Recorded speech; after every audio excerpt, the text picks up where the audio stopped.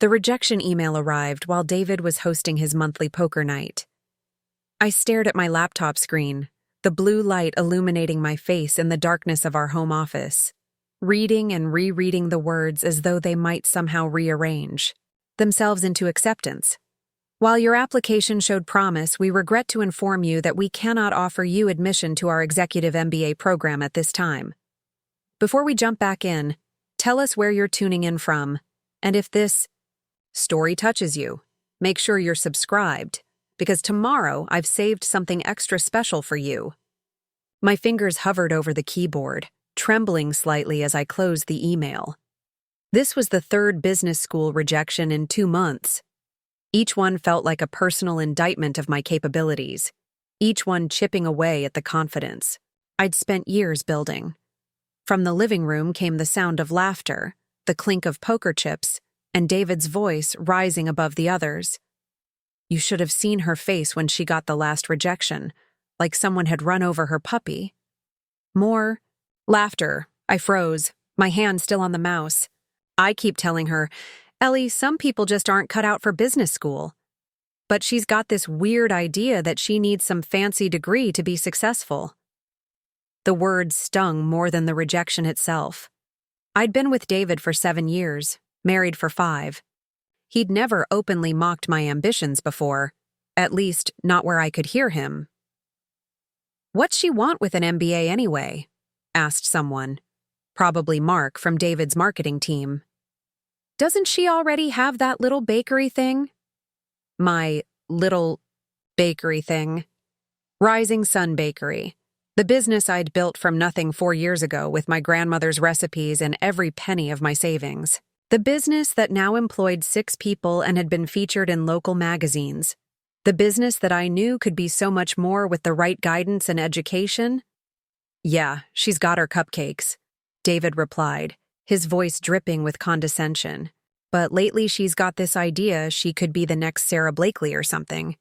You know how women get these notions." The room erupted in chuckles. I felt heat rising to my face. Not embarrassment, but anger.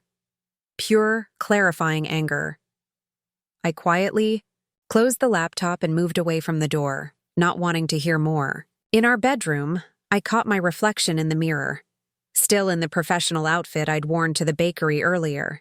Hair pulled back in a sleek ponytail, eyes now rimmed with exhaustion and something else. Determination, preparing, and narrating. This story took us a lot of time, so if you are enjoying it, subscribe to our channel. It means a lot to us. Now back to the story. David hadn't always been this way. When we first met at a friend's barbecue, he'd been charming, supportive. He'd talked about his ambitions at the marketing firm where he worked, and I'd shared my dream of opening a bakery that specialized in fusion desserts, blending my grandmother's Korean recipes with American classics. He'd seemed genuinely interested, even excited for me. The dynamic shifted gradually after we got married. When I decided to quit my steady job as an office manager to open Rising Sun, David's support came with subtle barbs. "It's cute that you want to play business owner. At least it'll keep you busy while I'm building my career. Your little hobby might even make some pocket money." Despite his dismissiveness, the bakery succeeded. Each milestone, breaking even after 6 months, hiring our first employee, expanding to a larger location, was met with David's increasingly strained congratulations. His poker nights with colleagues became a regular event, and apparently, so had his disparagement of my ambitions. My phone buzzed with a text from Maya, my assistant manager at Rising Sun. "Just saw the email. I'm so sorry, Ellie. Those MBA programs, don't know what they're missing. We still on for the potential investor meeting tomorrow? I'd almost forgotten." Tomorrow at 10 a.m., I was meeting with Joanna Chen, a successful restaurateur who had expressed interest in investing in Rising Sun, potentially funding an expansion to a second location across town. David didn't know about the meeting. In fact, there was a lot David didn't know about my business plans lately. Absolutely. "Let's meet at 8 to prepare," I texted back. I heard the front door opening and closing as David's friends began to leave. I quickly changed into pajamas and pretended to be engrossed in a novel when David entered our bedroom, slightly tipsy and loosening his tie.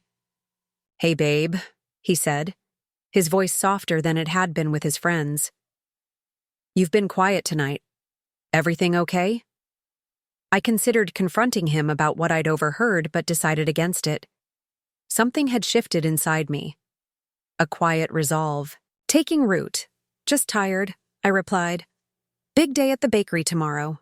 "Right, your cupcakes," he said with that familiar patronizing smile. "Don't worry about the rejection. Maybe business school just isn't your thing. Nothing wrong with staying small and manageable." I smiled thinly. "Maybe you're right. That's my girl," he said, patting my knee before heading to the bathroom. "Know your limitations." As I listened to the shower running, I made a decision. I opened my laptop again and began typing an email to Dr. Sarah Jenkins, a former customer who taught at the local community college's business department. I'd been hesitant to accept her offers of help, not wanting to appear desperate. That hesitation was now gone. "Dr. Jenkins, I'd like to take you up on your offer to review my business school applications. I'm determined to strengthen my next submissions.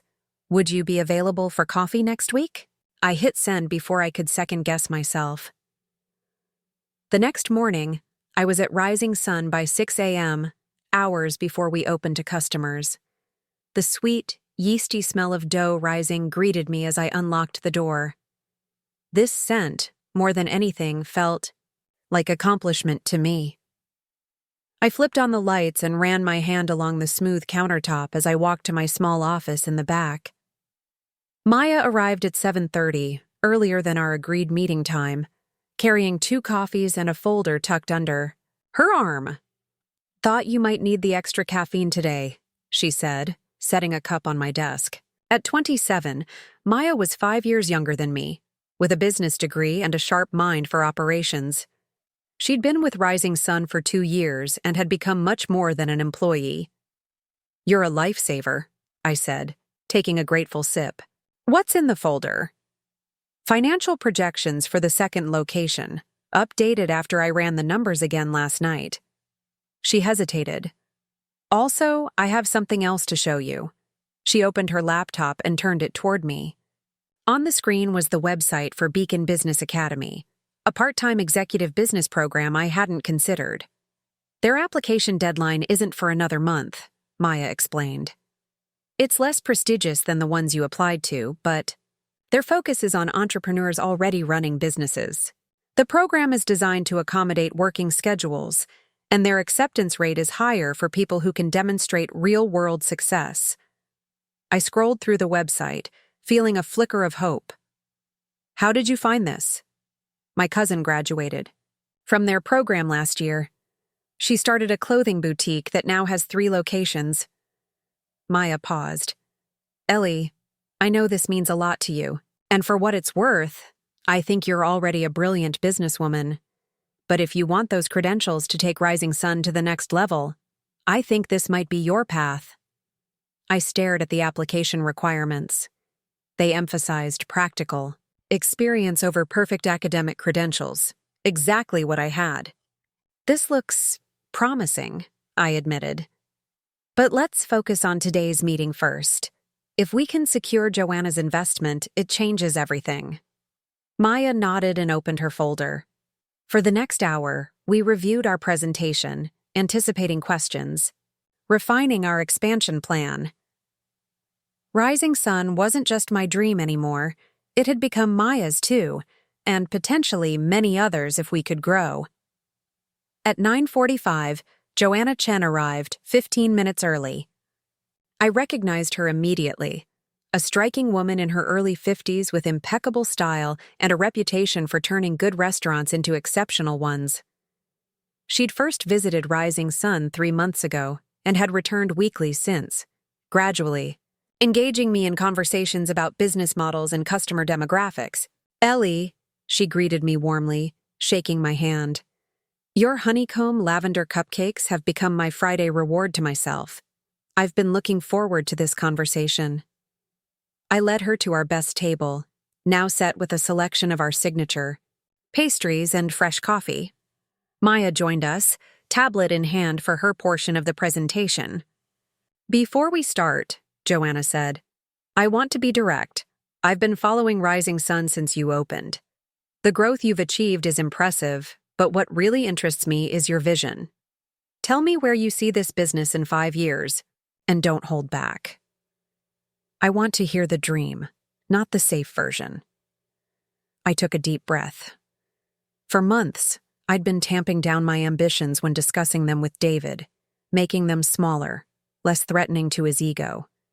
Now, faced with someone asking to hear the unfiltered version, I hesitated only briefly. In 5 years, I see Rising Sun as a multi-location brand known throughout the Pacific Northwest, I began, my voice growing stronger with each word. Our fusion approach to baking is unique. Combining traditional Korean flavors with American classics creates something entirely new. I envision not just retail locations, but potentially a wholesale line for high-end grocery stores, a cookbook, and eventually a baking school focused on multicultural techniques. I paused, expecting to see skepticism in Joanna's eyes. Instead, I found intense interest. The business schools that have rejected me don't see what Rising Sun could become, I continued, surprising myself with this admission. But I know we're just scratching the surface of our potential. Joanna nodded slowly, taking a sip of her coffee. That's exactly what I thought you might say, and that's precisely why I'm interested. She turned to Maya. Now, show me those projections I've heard you're so good at creating. The meeting stretched from the planned hour to nearly 3. By the time Joanna left, we had the framework of a deal. She would invest $200,000 for a 25% stake in Rising Sun, with the funds earmarked specifically for opening a second location in the trendy Pearl District. The agreement came with one unexpected condition. I don't just invest in businesses, Joanna had said as she prepared to leave. I invest in people. I think you have extraordinary potential, Ellie, but I want to see you investing in yourself too. Apply to that business program Maya mentioned. Consider it part of our deal. I'd agreed without hesitation. For the first time in months, I felt a genuine excitement about the future, an affirmation that my ambitions weren't delusions, but achievable goals. The bakery was in full swing by the time our meeting ended, the front counter bustling with the lunch crowd. I helped out, falling into the familiar rhythm of serving customers, many of whom I knew by name. This part of the business, the community we'd built, was as rewarding as the financial success. It wasn't until I checked my phone during a brief lull that I saw 3 missed calls from David. A moment later, it rang again. Hey, what's up? I answered, stepping into the back hallway for quiet. Where have you been? David demanded, his voice tight.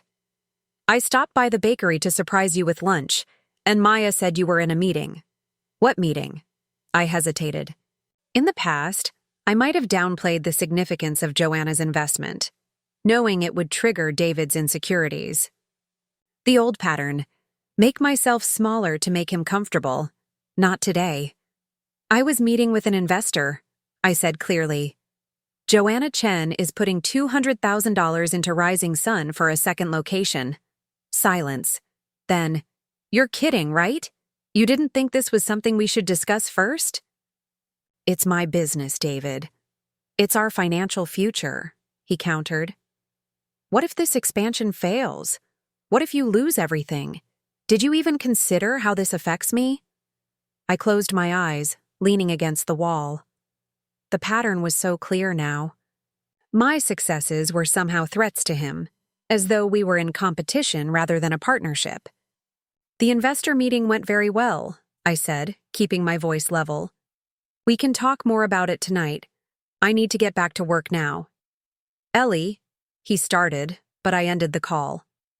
As I slipped my phone into my pocket, I noticed Maya watching me from the doorway, concern evident on her face. Everything okay? She asked. It will be, I assured her, straightening my shoulders. David's just processing the news. She nodded, though her expression suggested she understood more than I'd said. By the way, Dr. Jenkins replied to your email. She'd love to meet tomorrow at 9 a.m. at Riverside Coffee. Another piece falling into place. Perfect. Can you handle opening tomorrow? Of course. Maya hesitated, then added, when I started working here, I took this job because I needed the money. I stayed because I believe in what you're building, Ellie. A lot of us do. Her words stayed with me throughout the afternoon, a counterbalance to David's reaction. By the time I locked up the bakery that evening, I'd made up my mind about several things. The drive home felt different somehow, as though I was seeing my life from a new perspective. David was waiting in the living room when I arrived, a glass of wine already in his hand. He'd ordered takeout from my favorite Thai restaurant, a clear peace offering. The table was set, candles lit, a scene carefully constructed to smooth things over. I thought we could talk over dinner, he said, his voice conciliatory. I may have overreacted earlier. I set down my purse and jacket. I appreciate the effort, David.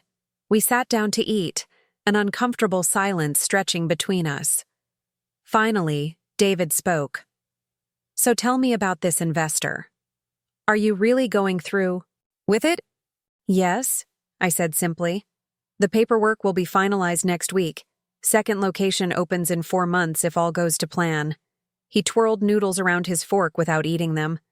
And you didn't think you needed to consult me because it's my business, my decision. I met his eyes directly. Just like your career decisions are yours. That's different, he scoffed. My job doesn't involve financial risk. No, it just involves you spending every Thursday night mocking your wife to your colleagues, I replied, the words out before I could stop them.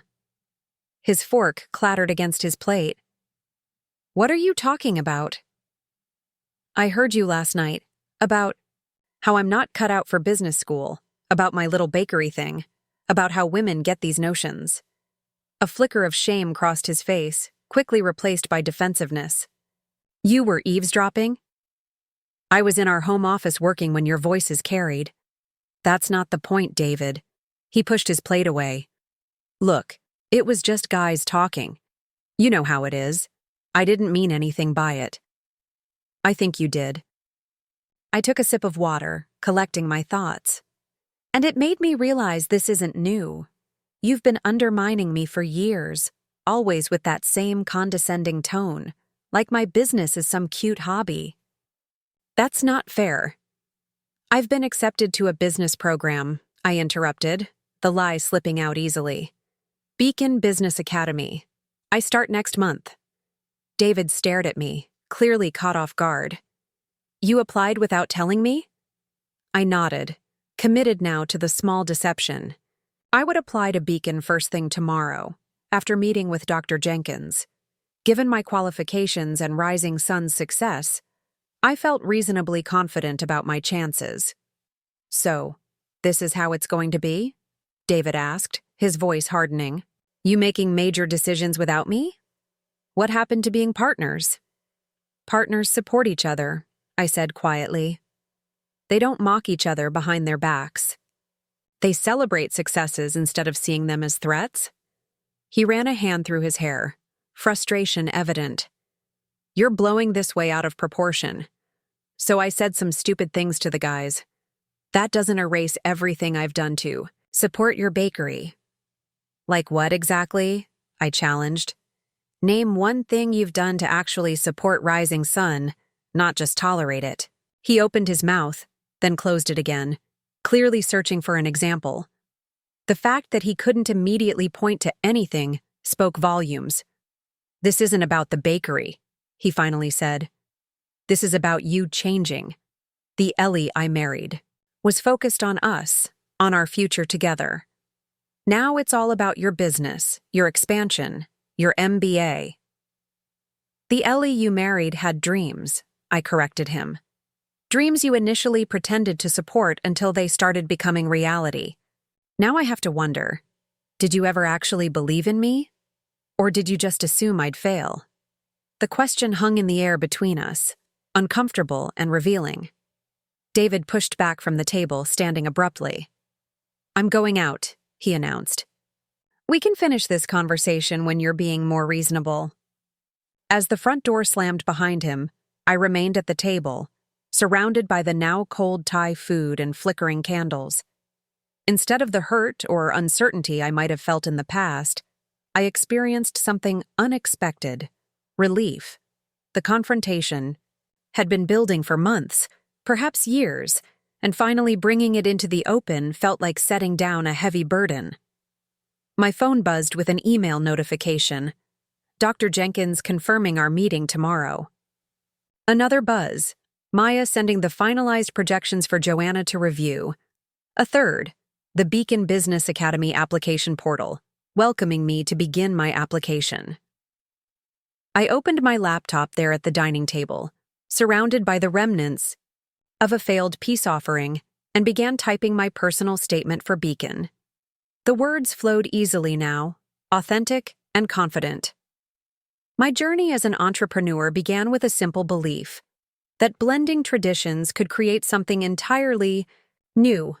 Rising Sun Bakery embodies that philosophy, combining my Korean heritage with American baking techniques to create unique offerings that have resonated with our community. Now, I seek to blend another tradition, formal business education, with my real-world experience to take my company to its next phase of growth. As I rode into the night, the path forward became increasingly clear. Rising Sun's success wasn't a fluke or a hobby. It was the result of vision, hard work, and an ability to connect with customers. The second location wasn't just an expansion. It was a validation. And the MBA program, if I was accepted, wouldn't define my capabilities, but would sharpen skills I already possessed. David didn't return that night. Around midnight, he texted that he was staying at Mark's place, to give us both some space. I continued working on my application, fueled by a clarity and determination I hadn't felt in years. By the time exhaustion finally drove me to bed at 3 a.m., I had completed the first draft of my personal statement, outlined answers to all the application questions, and compiled the financial documents I would need to submit. As I drifted off to sleep, my grandmother's voice echoed in my memory from long ago. Plant your own garden and decorate your own soul, instead of waiting for someone to bring you flowers. For too long, I had been seeking David's approval, his validation of my worth. Now I understood.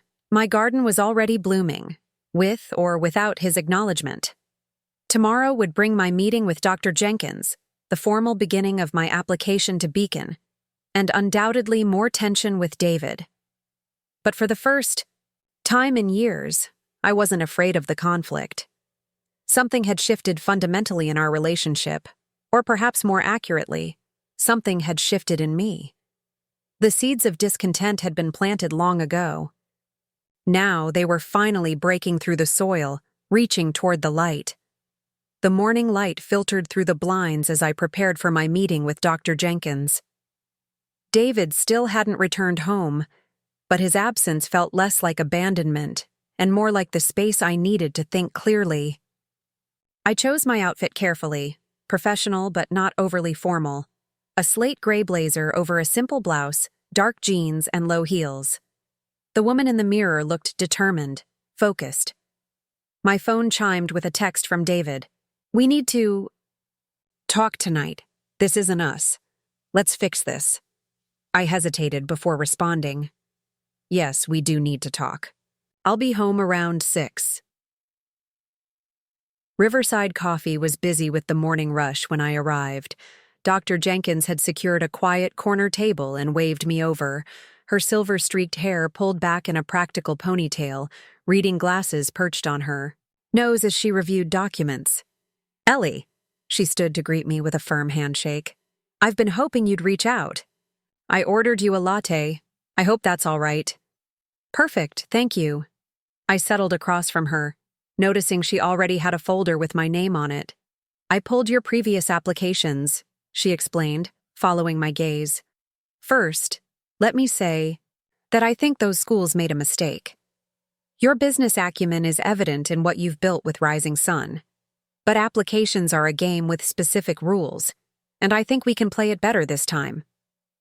For the next hour, Dr. Jenkins methodically dissected my previous applications, pointing out where I'd undersold my achievements and where my essays had missed opportunities to showcase my strategic thinking.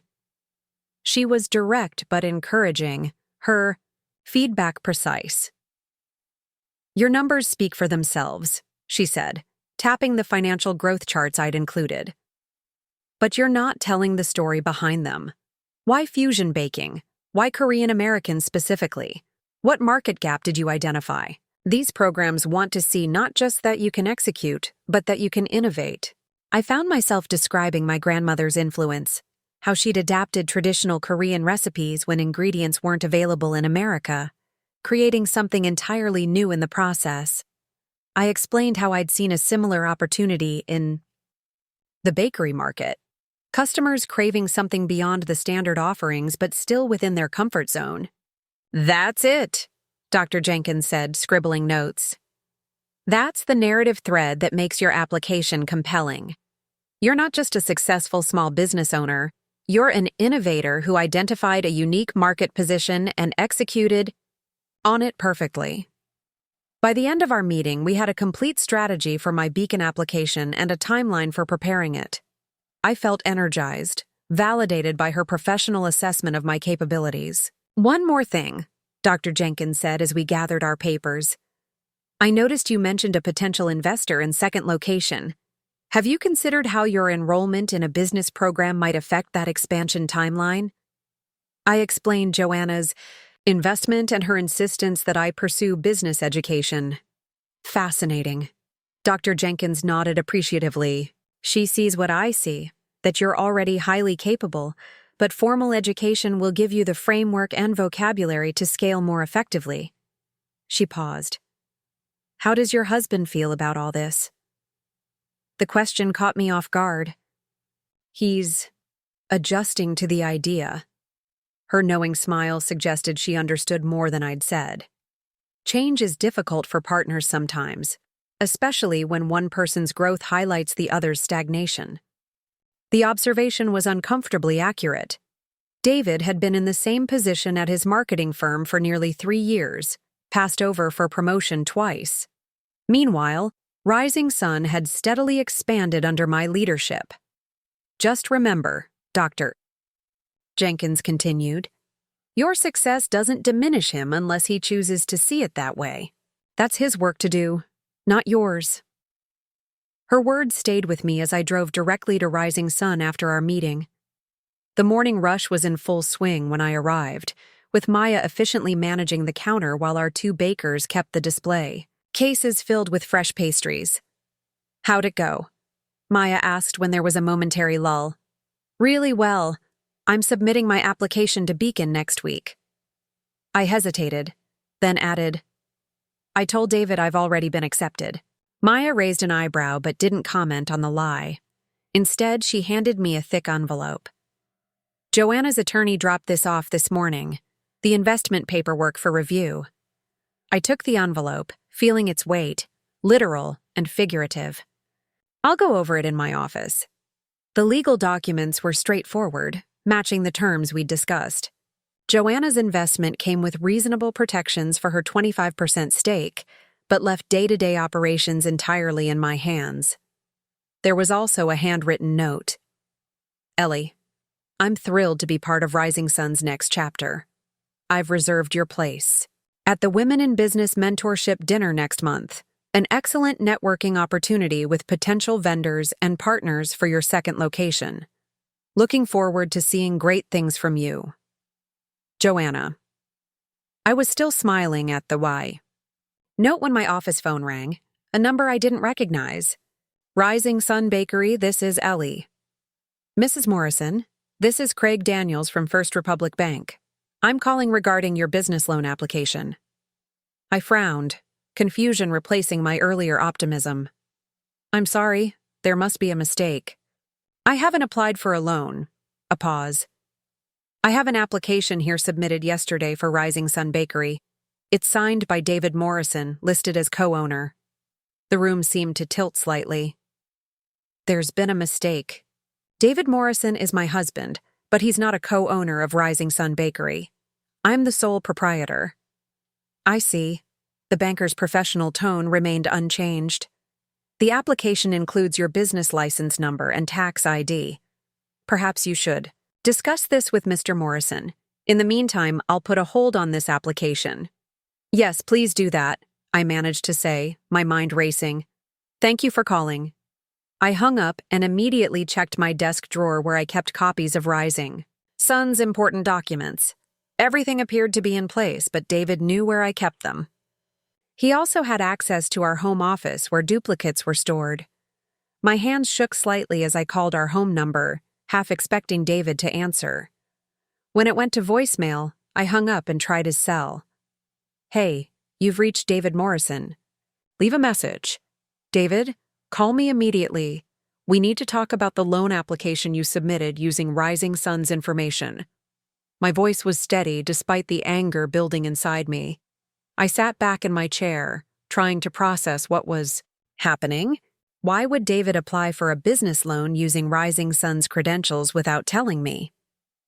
The answer came almost immediately, to counter Joanna's investment. If Rising Sun was already committed to loan repayments, it would complicate or potentially derail the investment deal. Maya knocked on the doorframe, her expression concerned. Everything okay? You look like you've seen a ghost. I hesitated only briefly before explaining the situation. Maya had become not just an employee, but a confidant, and I needed a clear-headed perspective.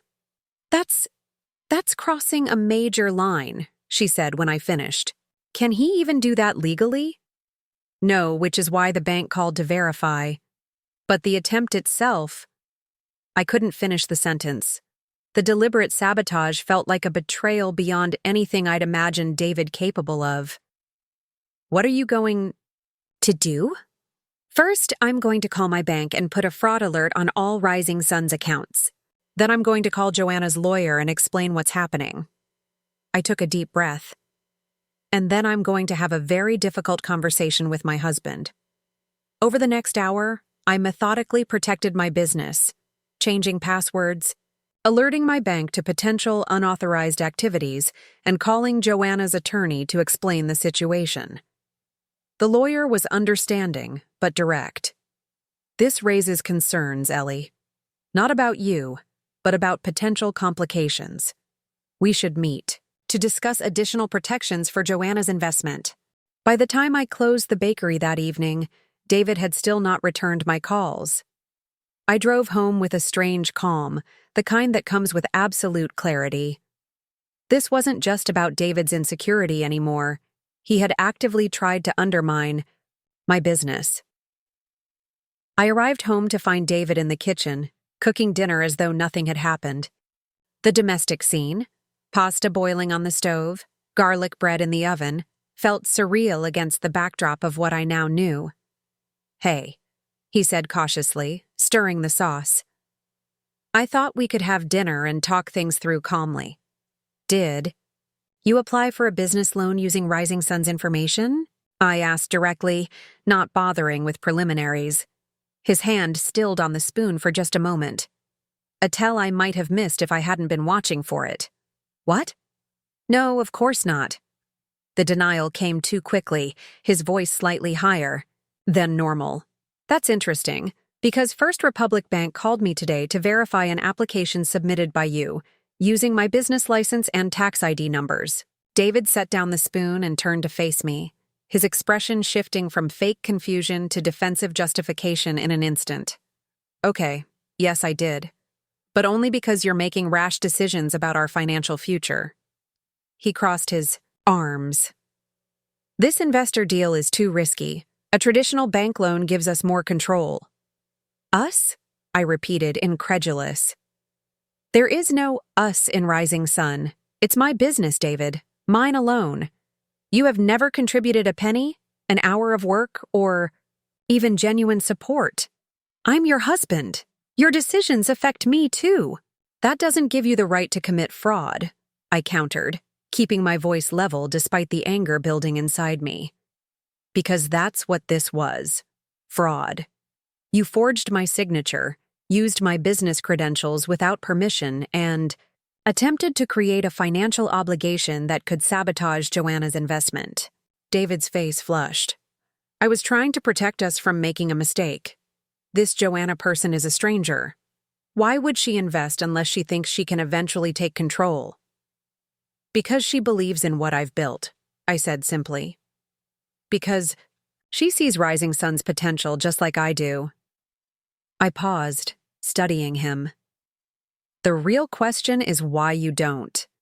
He threw up his hands in exasperation. There you go again, twisting everything I say into some attack on your precious business. I've supported you from day one. Have you? I asked quietly. Or have you just been waiting for me to fail so I can go back to being the woman you married? The one who made her life small enough to never threaten your ego? The accusation hung in the air between us. David's mouth opened and closed, no denial forthcoming. The pasta water boiled over, hissing as it hit the hot stove top, but neither of us moved to turn it down. I can't do this anymore, I finally said, the calm certainty in my voice surprising even me. I can't be with someone who would deliberately sabotage me, then lie about it to my face. Ellie, you're overreacting. No, I cut him off. I'm finally seeing clearly. Pack some things. I need you to stay somewhere else while I figure out what comes next. You're kicking me out of my own house? His voice rose in disbelief. Our house, I corrected him. And yes, I am. After what you did today, I don't trust you here with access to my business documents. This is ridiculous, he sputtered. You can't just… I can and I am, I interrupted, surprising myself with my firmness. Either you leave voluntarily, or I call Joanna's lawyer right now and file a police report for attempted fraud. Your choice. The ultimatum hung between us. I watched the realization dawn on David's face. I wasn't bluffing. Whatever he'd expected from this confrontation, it wasn't this new version of me who refused to be manipulated or diminished. Fine, he said finally, his voice tight with anger. I'll stay at Mark's again tonight, but this conversation isn't over. Once you've calmed down, we can discuss this rationally. There's nothing irrational about my position, I replied coolly. You committed fraud. You betrayed my trust. You tried to sabotage my business. Those are facts, not emotions. He turned off the stove with unnecessary force and stormed upstairs. I remained in the kitchen, listening to drawers being yanked open, and slammed shut as he packed. 20 minutes later, he came downstairs with a duffel bag. This isn't us, Ellie, he said, pausing at the door. This isn't the marriage we built. Maybe it's exactly the marriage we built, I replied softly. I just didn't see it clearly until now. After he left, I moved through the house in a daze, securing business documents and changing passwords on my laptop. I called Maya to update her on the situation, then Joanna to explain what had happened. Both women offered support in their own ways. Maya with righteous indignation on my behalf, Joanna with practical advice about protecting myself legally. I had a husband like that once, Joanna confided. He couldn't stand my success either. That's why I understand what you're going through, and why I wanted to invest in you specifically. Some women let those men clip their wings. You're not one of them. Later that night, alone in what had been our bedroom, I opened my laptop and logged into the Beacon Business Academy application portal. The personal statement I'd drafted took on new significance now. I refined it, emphasizing not just my business achievements, but the vision and determination that had driven them. In building Rising Sun, I've learned that true entrepreneurship isn't just about identifying opportunities in the market. It's about persevering through challenges, adapting to changing circumstances, and maintaining your vision even when others don't share it. These lessons, combined with the formal business education Beacon provides, will form the foundation for Rising Sun's next phase of growth. I submitted the application just after midnight, a strange sense of peace settling over me despite the turmoil of the day. Whatever came next with David, I had drawn a line that couldn't be uncrossed. I would no longer make myself smaller to accommodate his insecurities. Rising Sun would grow with or without his support, and increasingly, it seemed likely to be without. My phone buzzed with a text from David. "This is crazy. You're throwing away our marriage over a misunderstanding. I was trying to help your business." I didn't respond. There was no misunderstanding, only a clarity that had been a long time coming. I turned off my phone and fell into an exhausted sleep, dreaming of rising dough and expanding horizons. The next week passed in a blur of activity. David made several attempts to return home, each time presenting his actions as well-intentioned mistakes rather than deliberate sabotage. I remained firm. He could stay elsewhere until we decided the future of our marriage. His calls became increasingly desperate, then angry, then cajoling, following a pattern I now recognized as emotional manipulation. Meanwhile, Rising Sun continued to thrive. Joanna and I finalized the investment agreement with additional clauses her lawyer suggested to protect against potential interference. We began scouting locations for the second shop, focusing on the Pearl District as planned. The rhythm of the bakery, early mornings, the satisfaction of creating something with my hands, the community of regular customers, kept me grounded amid the personal turmoil. 10 days after submitting my application, I received an email from Beacon Business Academy requesting an interview. Dr. Jenkins was delighted when I called to share the news. "They don't interview everyone," she explained. "This is a very good sign. Let's prepare you properly." The interview was scheduled for the following week. Coincidentally, the same day Joanna and I were set to sign the lease for Rising Sun's second location. The symbolism wasn't lost on me. 2 major steps forward on a single day. David's behavior grew increasingly erratic. He showed up at the bakery one afternoon, causing a scene that required Maya to ask him to leave. He sent alternating angry and apologetic texts. He called my parents, trying to enlist their help in talking sense into me. When they called to check on me, it became clear he'd presented a highly edited version of our conflict. He said, "You're having a midlife crisis," my mother reported skeptically. "Something about an irrational fear of missing out that's making you risk everything on business expansion." "That's not exactly accurate," I replied dryly before explaining what had actually happened. My parents, who had watched me build Rising Sun from nothing, were unsurprisingly supportive. "I always wondered about his constant joking about your little bakery," my father said thoughtfully. "It never sounded quite like pride to me." The morning before my Beacon interview, I woke to a string of notifications on my phone. David had been busy overnight, posting on social media about supporting your spouse even when they make mistakes, and the importance of protecting family finances from risky business ventures. He hadn't named me explicitly, but his friends and colleagues would know exactly who he meant. I scrolled through the posts, feeling a strange detachment. 6 months ago, this public undermining would have devastated me, made me doubt myself and my decisions. Now it only confirmed what I already knew. David couldn't celebrate my success because he saw it as a threat to his own self-image. As I dressed for the day, choosing a professional outfit that would work for both the lease signing and my Beacon interview, I wondered when exactly I had changed.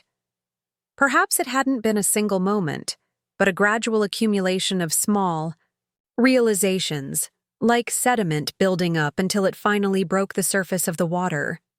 I looked at myself in the mirror one last time before heading out. The woman staring back at me wasn't just strong.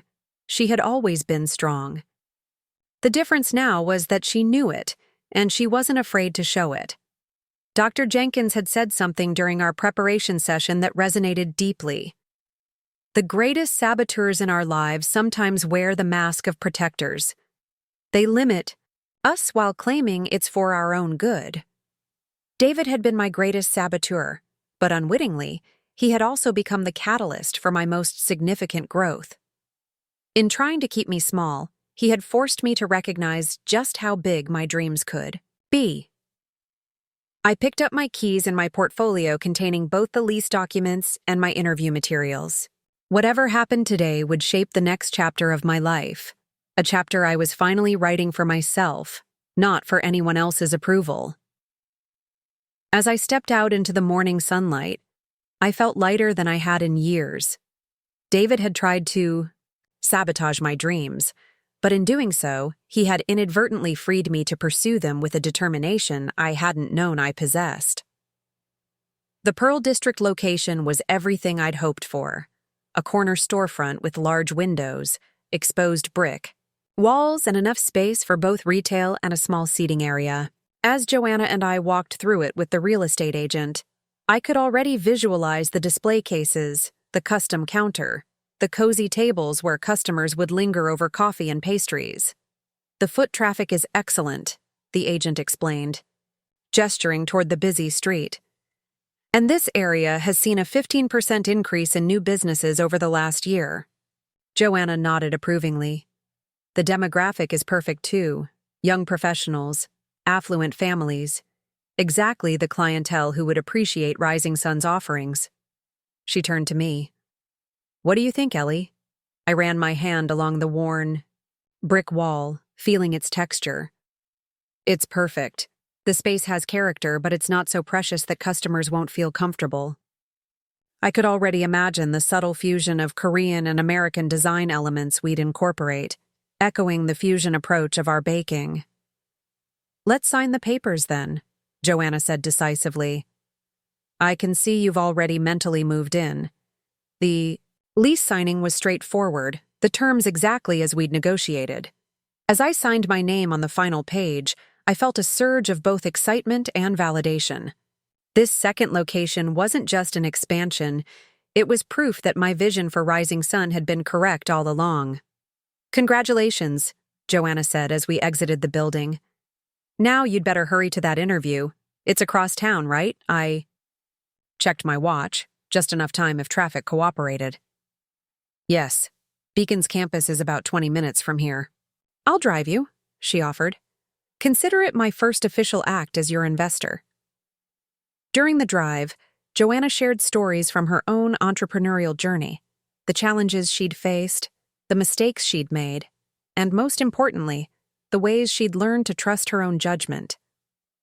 The hardest lesson for me, she admitted as we neared the campus, was learning that not everyone who claims to care about you actually wants what's best for you.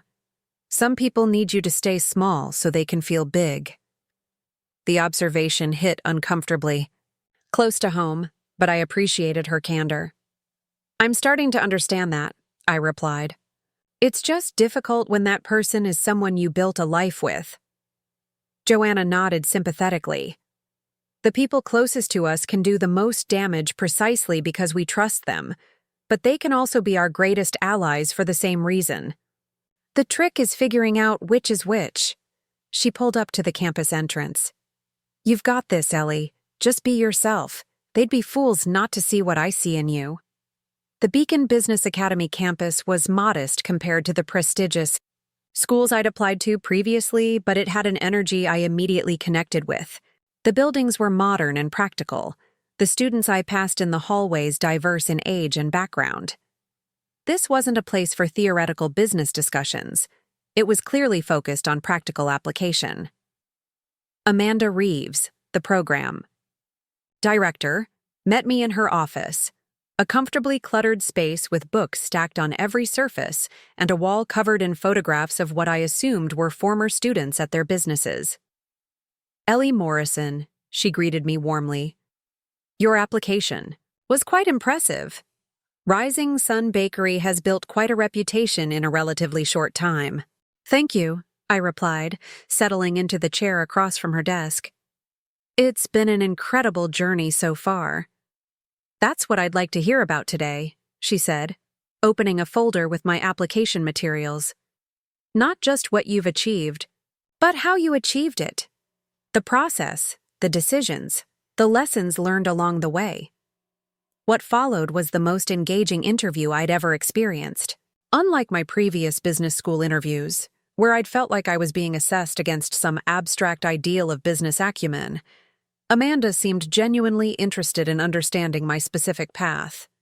She asked insightful questions about Rising Sun's marketing strategy, staffing decisions, and product development process. "Your fusion approach is fascinating," she commented. "Did you encounter any resistance to combining traditional Korean flavors with American baking styles?" "Initially, yes," I admitted. Some customers were hesitant to try combinations like red bean brownies or matcha white chocolate cookies. But I found that offering small samples created a low-risk way for people to experiment. Once they tasted how the flavors complemented each other, most were converted immediately. Amanda nodded approvingly. "That's exactly the kind of adaptive problem-solving we value at Beacon. Theory is important, but our focus is on real-world application and innovation." By the end of the hour, the interview had evolved into a conversation between colleagues rather than an evaluation. As we wrapped up, Amanda gave me a tour of the facilities, including the classroom spaces, collaborative work areas, and even a small business incubator for student projects. "Our program is designed for working professionals like you," she explained as we walked. "Classes meet 2 evenings a week and occasional Saturdays. We understand that our students are running businesses while they're here, so we've structured everything to complement rather than compete with those responsibilities." "That's exactly what I need," I told her. "I want to grow Rising Sun, not put it on hold for my education." "Well, from what I've seen today, you'd be an excellent fit for our program," Amanda said as we returned to the main entrance. "We'll be in touch within the week with our decision." As I thanked her and turned to leave, I nearly collided with someone entering the building. David. He looked as surprised to see me as I was to see him. "Ellie," he said, clearly thrown off balance. "What are you doing here?" "I had my interview with the business program," I replied, keeping my voice neutral despite the surge of adrenaline his unexpected appearance triggered. "What are you doing here?" He glanced toward Amanda, who was watching our interaction with professional curiosity. I was coming to speak with the admissions office about your application." Cold dread washed over me. "Excuse us for a moment," I said to Amanda, who nodded and discreetly stepped away. I took David's arm and led him outside to the courtyard. "What exactly were you planning to tell them?" He had the decency to look uncomfortable. "I was worried about you, Ellie. This whole business expansion, business school thing, it's happening so fast. I thought if I explained our financial situation, they might reconsider whether this is the right time for you to take on more commitments." The audacity was stunning. "Our financial situation? You mean my stable, profitable business that's currently expanding with private investment?" I kept my voice low despite my anger. "Or were you planning to fabricate financial problems to sabotage my education too?" "That's not fair," he protested, though his eyes slid away from mine. "I'm trying to protect our future. You're making these huge decisions without considering the consequences." "No, David. I've carefully considered every consequence. You're the one who can't accept that my decisions don't revolve around you anymore." I took a step back, creating physical distance to match the emotional gulf between us. "If you go into that building and say anything to undermine my application, our marriage is over." "That's not a threat. It's a simple fact." He stared at me, seemingly struck by the calm certainty in my voice. This wasn't the emotional reaction he'd expected, the one he knew how to manipulate. "You don't mean that." "I do," I replied simply. "Now please leave before you do something we'll both regret." To my surprise, he turned and walked toward his car without further argument. I watched him drive away, my heart pounding but my resolve unshaken. I hadn't anticipated this particular form of sabotage, but I should have. David was becoming increasingly desperate as his usual tactics failed to yield results. Everything. All right? Amanda had reappeared beside me, her expression concerned but not intrusive. Yes, I said, taking a deep breath. Just some personal matters that are being resolved. She nodded, not pressing for details. For what it's worth, I've seen this scenario play out before. Spouses, parents, even friends sometimes push back. When people decide to invest in themselves, she gave me a knowing look. The ones who succeed anyway tend to make exceptional business leaders. Her words stayed with me as I took a rideshare back to Rising Sun's original location. I'd arranged to meet Maya there to share updates on both the lease signing and the interview. She was waiting in my office with coffee and pastries from our own kitchen, her expression eager. How did it go? Both things. Tell me everything. I filled her in on the new location first, showing her photos I'd taken of the space, then recounted the surprisingly positive interview experience. I hesitated before mentioning David's appearance, but ultimately decided complete transparency was best. He showed up at Beacon while I was there, I admitted, apparently planning to interfere with my application somehow. Maya's expression darkened. There's no word for what that is. Controlling doesn't even cover it. I know. I sank into my chair, suddenly tired. It's like he can't stand the idea of me succeeding without his input or approval. Have you considered a restraining order? Maya asked, her tone serious. This is escalating, Ellie. First the loan attempt, now this. I don't think it's reached that point, I said, though uncertainty crept into my voice. He's desperate, but I don't believe he'd actually harm me. Harm comes in many forms, she pointed out gently. He's actively trying to damage your business and educational opportunities. That's a form of harm. She wasn't wrong, but the idea of legal action against the man I'd married felt extreme, a line I wasn't ready to cross despite everything. Let me think about it. For now, I'm going to focus on the expansion plans. We need to finalize the design concept for the new location this week if we want to stay on schedule. Maya accepted the change of subject, pulling out her tablet to show me the preliminary designs she'd been working on. I've been playing with the idea of incorporating more traditional Korean elements in the new space, subtle nods to your heritage that complement the fusion approach of the food. The designs were beautiful. Warm wood tones, clean lines, and strategic touches of traditional Korean patterns and colors. They captured exactly what I'd envisioned but hadn't been able to articulate. These are perfect, I told her, genuinely impressed. When did you find time to do all this? She shrugged, though I could see she was pleased by my reaction. I've been taking a night class in interior design. Thought it might be useful for the expansion. It's more than useful. It's exactly what Rising Sun needs. A thought occurred to me. Would you be interested in taking the lead on the design? Implementation? We'd adjust your compensation, of course, and bring in contractors for the actual construction, but your vision is spot on. Maya's eyes widened. Are you serious? I'd love that. Good. Draft a proposal with your ideas and a budget, and we'll present it to Joanna next week. I smiled at her enthusiasm. Rising Sun is growing, and I want the people who've helped build it to grow with it. The rest of the day passed in a flurry of activity, finalizing orders, training new staff, and handling the 1,000 small tasks that keep a business running. David texted twice, but I didn't respond, needing time to process what had happened and decide on my next steps. It was nearly closing time when Joanna called. I just got off the phone with Amanda Reeves at Beacon, she said without preamble. She wanted me to know they're offering you a place in their program, starting next month. Joy surged through me. Already? She said they'd take a week to decide. Apparently, your interview was exceptional. She also mentioned a strange encounter afterward. I assume that was David? Joanna's tone was neutral, not prying but offering an opening if I wanted to discuss it. Yes, He showed up planning to talk to admissions about our financial situation.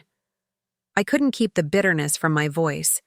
He's been consistently trying to undermine every step forward I take. Amanda said she was impressed by how you handled it.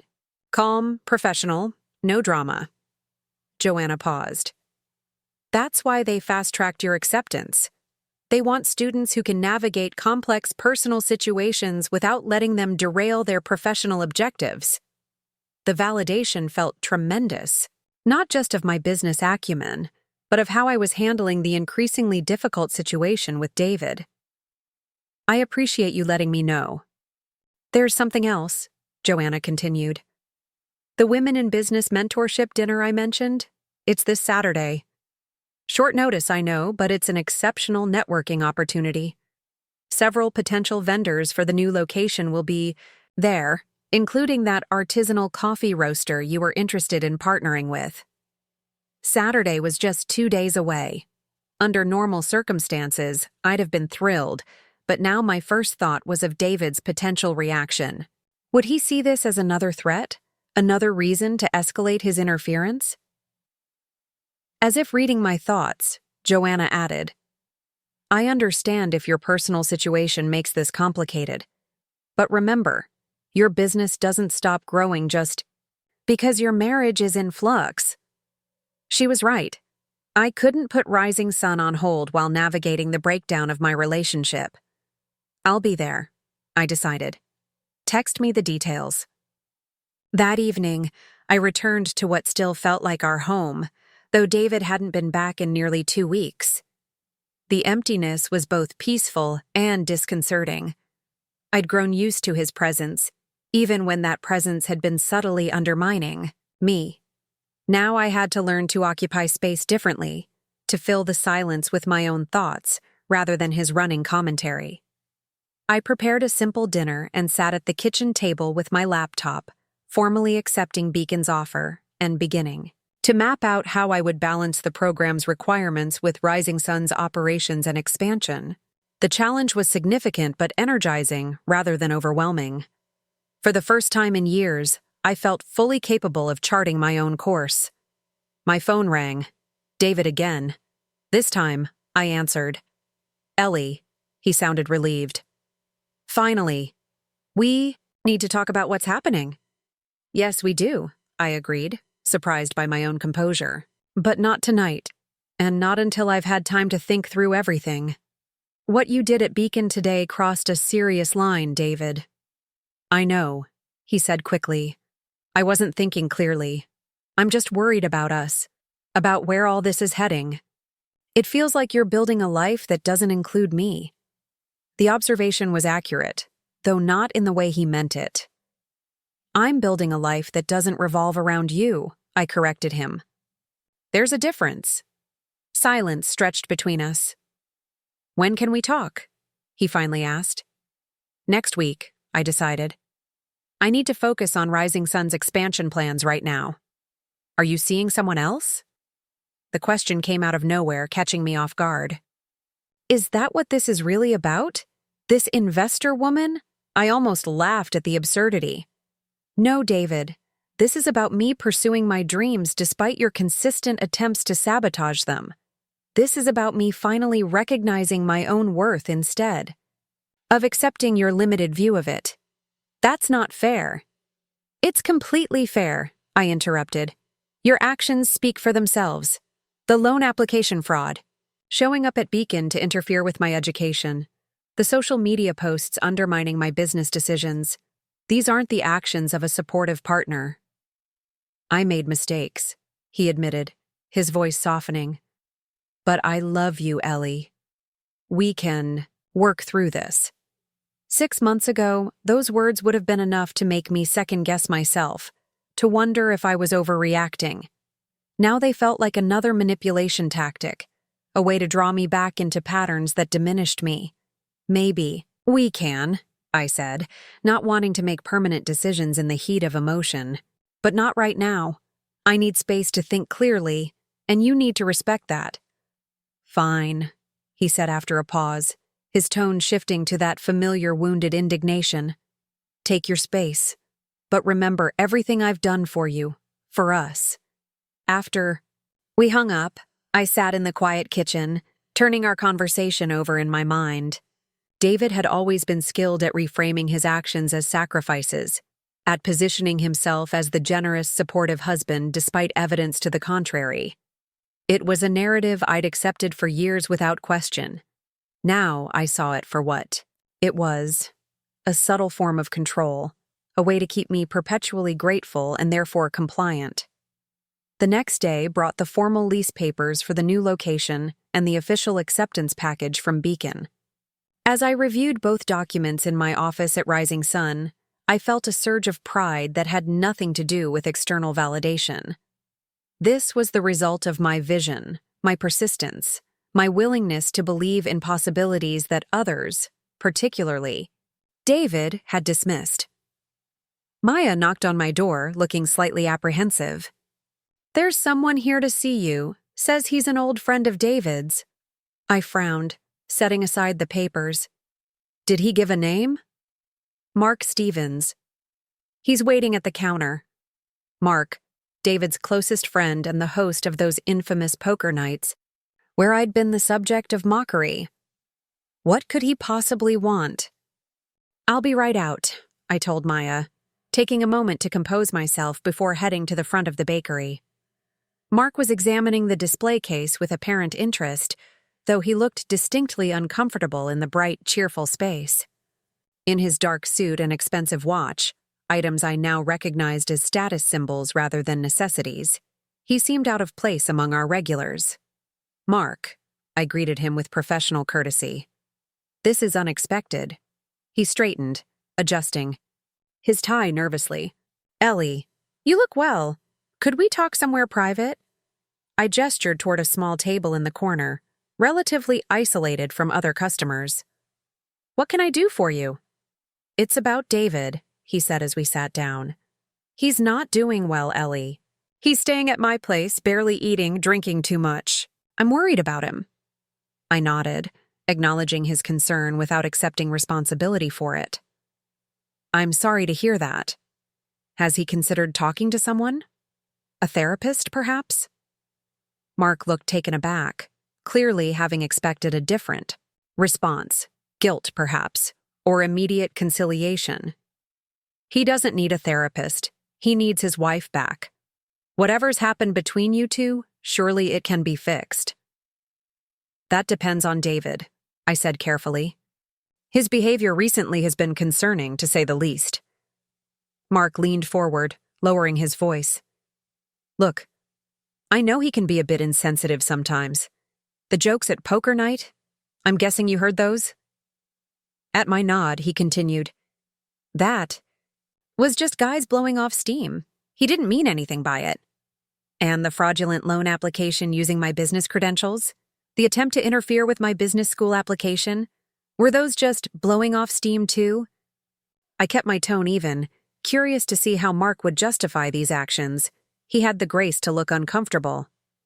"I don't know all the details, but David loves you. He's always supported your bakery thing." "My bakery thing is a successful business that's currently expanding to a second location," I corrected him. "And no, David hasn't supported it. He's tolerated it as long as it remained small enough not to threaten his ego." Mark's expression shifted from discomfort to something like recognition. "You've changed," he observed, not unkindly. "You used to be so accommodating." "I used to make myself smaller to make David comfortable," I acknowledged. "I don't do that anymore." We sat in silence for a moment, the bustling bakery continuing around us, customers ordering, baristas calling out drinks, the everyday rhythm of the business I'd built despite David's subtle sabotage.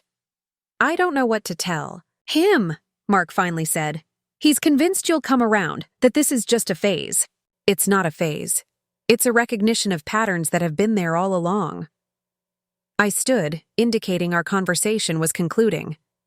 "Tell David I'm still open to talking next week, but only if he's ready to acknowledge his behavior for what it is."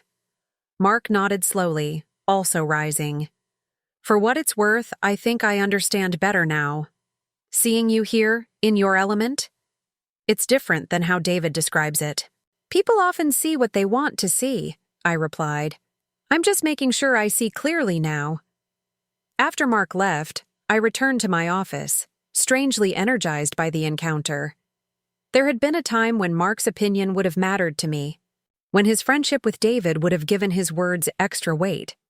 Now I recognized that his perspective, like David's, was limited by his own assumptions and biases. The Women in Business Mentorship Dinner was 2 days away. Beacon classes would begin in less than a month. The new Rising Sun location would open in approximately 4 months.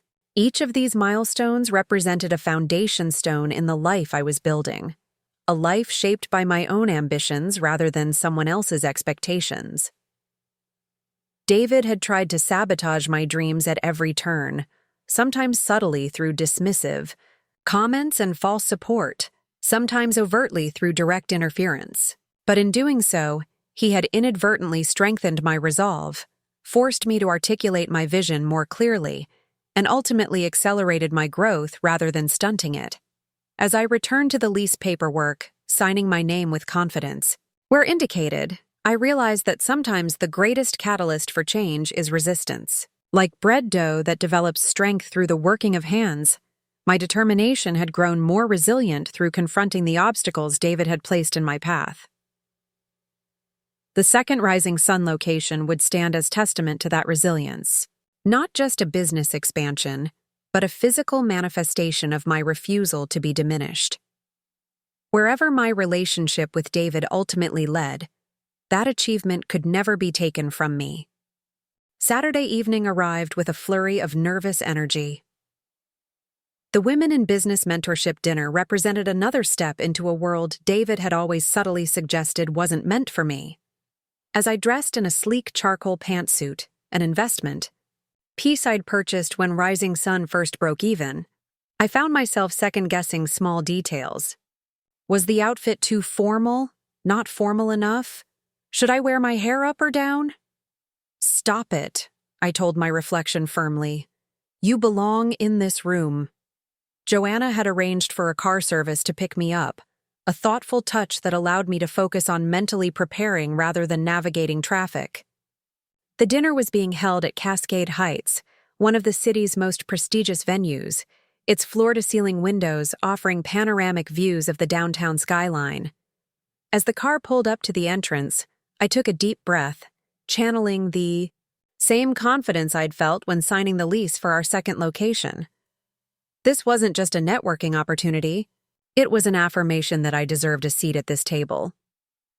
Joanna was waiting in the lobby, elegant in a blue silk dress, chatting with a small group of women. She spotted me immediately, waving me over with a warm smile. "Ellie, perfect timing," she said, drawing me into the circle. "I'd like you to meet Sarah Chen, no relation, who owns that coffee roastery I mentioned. Sarah, this is Ellie Morrison, the creative genius behind Rising Sun Bakery." Sarah, a petite woman with a firm handshake and keen eyes, immediately engaged me in conversation about potential collaboration between our businesses. "Joanna tells me you're expanding to the Pearl District. We've been looking for a bakery partner with your aesthetic and quality standards. Perhaps we should discuss a co-branding opportunity for your coffee program." The conversation flowed naturally, as Joanna introduced me to more women, restaurant owners, investors, marketing executives, each accomplished in their own right, each interested in Rising Sun's unique approach. Unlike the networking events David had occasionally dragged me to, where I'd often felt invisible or patronized, here I was treated as a peer with valuable insights to offer. We moved into the main dining room, an elegantly appointed space with 10 round tables. Joanna had placed me at her table along with Sarah and several other women she thought would be particularly beneficial connections. As the first course was served, a delicate beet salad with goat cheese, the conversation turned to expansion strategies and the challenges of scaling a food business without compromising quality. "The key is systems," advised Patricia Winters, who had grown her cupcake shop into a regional brand with 12 locations. Document everything, train relentlessly, and never compromise on your core values. I made the mistake of expanding too quickly with my third and fourth shops, nearly bankrupted the whole operation. I found myself taking mental notes, absorbing their collective wisdom like a sponge. These women spoke candidly about failures as well as successes, offering practical advice rather than platitudes. "How are you handling the personal aspects of expansion?" asked Melissa Rodriguez, a restaurant consultant seated to my left. "It can be isolating, taking those big risks while people around you are urging caution." The question hit close to home.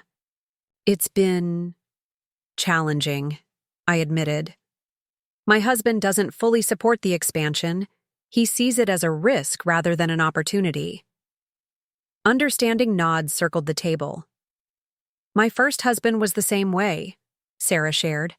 "He wanted me to keep the roastery small, manageable. What he really meant was he wanted me to keep it small enough that it didn't threaten his sense of importance." "Exactly," I said, surprised and relieved at her candor.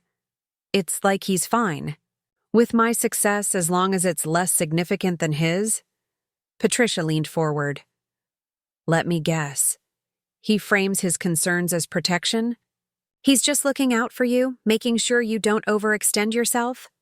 I nodded, amazed at how accurately she'd described David's tactics. "Classic," Melissa confirmed. "My brother-in-law does the same thing to my sister. It's control disguised as concern."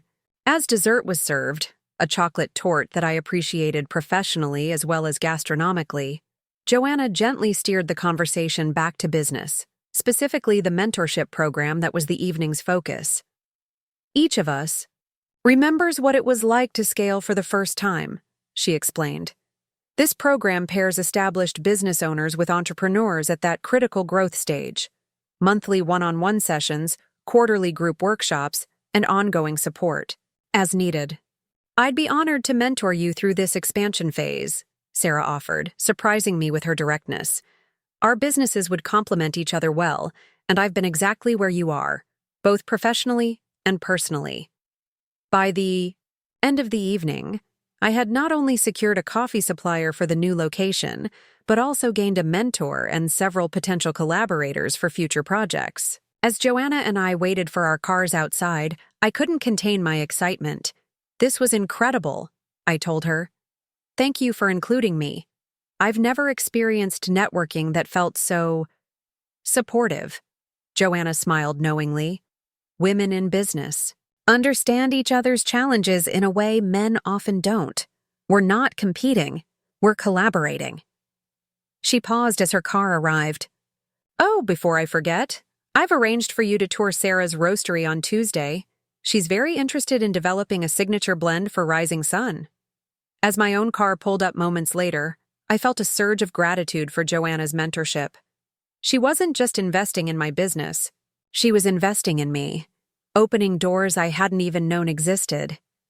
The sense of possibility carried me all the way home, where reality crashed back in the form of David sitting on our front porch, clearly waiting for me.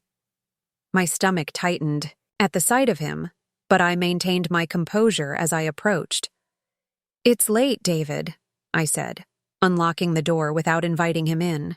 "I told you I'd talk next week." "I know," he acknowledged, standing but not approaching. He gestured at my outfit, my professionally styled hair. "Where were you tonight?" "A business dinner," I replied simply. "Part of the expansion." "Planning." His expression tightened. "With that investor? The one who's pushing you to take all these risks?" "Joanna isn't pushing me to do anything. She believes in my vision for Rising Sun." I held the door halfway open, neither inviting him, nor explicitly shutting him out. "What are you really doing here, David?" He ran a hand through his hair, a familiar gesture of frustration. "I found an apartment. I'm moving my things tomorrow." The announcement was clearly meant to provoke a reaction, concern perhaps, or a plea for him to reconsider. "That seems sensible," I replied evenly. Let me know what time. I'll make sure I'm not here so you can work without interruption. My calm acceptance clearly wasn't the response he'd expected. That's it? You don't care that your husband is moving out? Of course I care, I said honestly. But this separation is necessary right now. We both know that. He stepped closer, his voice softening. It doesn't have to be. We could work through this, Ellie. Couples therapy, maybe. I know I've made mistakes, but you're making some too. This expansion, this business school thing, the timing is all wrong. The timing will never be right for you, I observed, the clarity of this realization striking me anew. Because it's not about timing. It's about control. That's not fair, he protested. But the argument sounded hollow even to him, I suspected. I think it's exactly fair. I was surprised by my own composure, the absence of the emotional turmoil these confrontations had previously triggered. I'm going inside now. Text me tomorrow about when you'll be moving your things.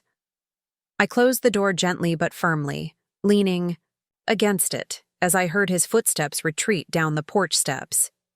The encounter had been brief but illuminating. David's tactics, the wounded disappointment, the suggestion that my pursuits were mistakes, the implication that I was being unreasonable, no longer penetrated my defenses. I could see them for what they were. Attempts to make me doubt myself so I would return to the comfortable, controllable version of Ellie he preferred. The next day, I made good on my promise to be absent during his moving process. I spent the day at Rising Sun finalizing details for a special fusion menu we were launching the following week. Maya worked alongside me, her excitement about her expanded role in the expansion design evident in her meticulous sketches and material samples. I've been thinking about incorporating these traditional Korean colors in subtle ways, she explained, showing me a palette of samples. The deep blue-green of Celadon pottery for the accent wall, these warm wood tones for the counters and tables. Her vision aligned perfectly with what I'd imagined but hadn't been able to articulate. It's perfect, I told her, genuinely impressed. Traditional elements but in a contemporary context, exactly like our baking philosophy. Around noon, David texted that he'd finished moving his essential items and would come back for the rest another time. I responded with a simple acknowledgement, then returned to my work, pushing thoughts of our unraveling marriage to the background.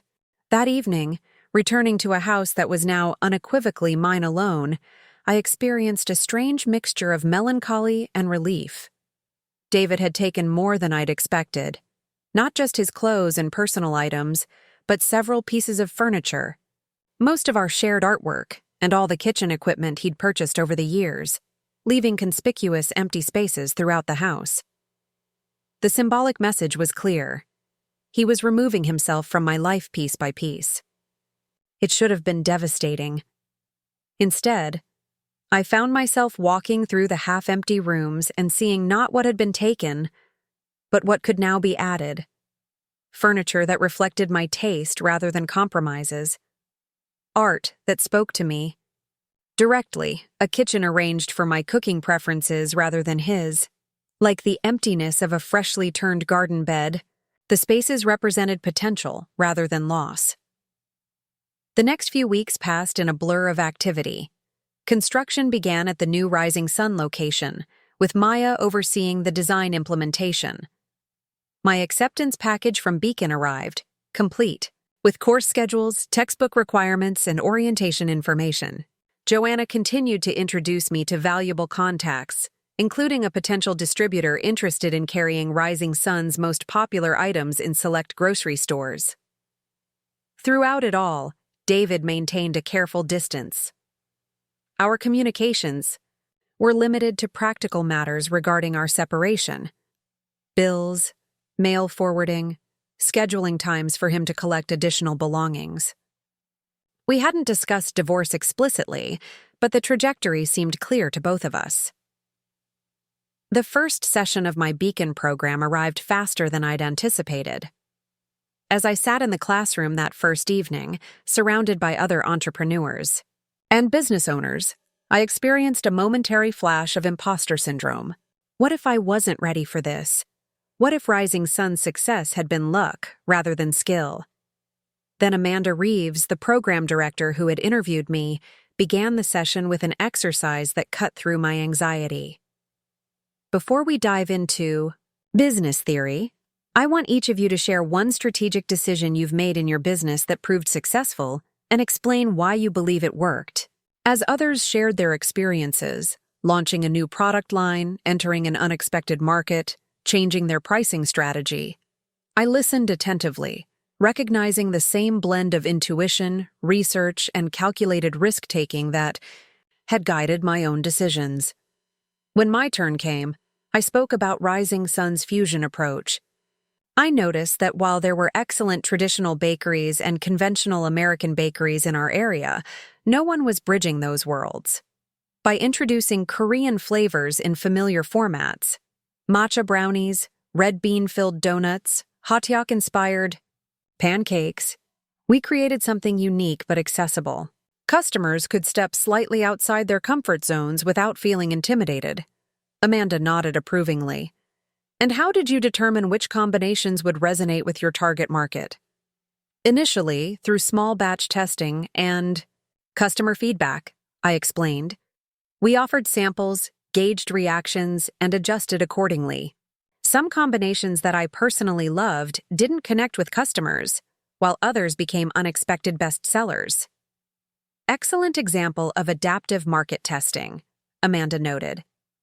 You identified an untapped niche, created a unique value proposition, and refined it through direct customer engagement.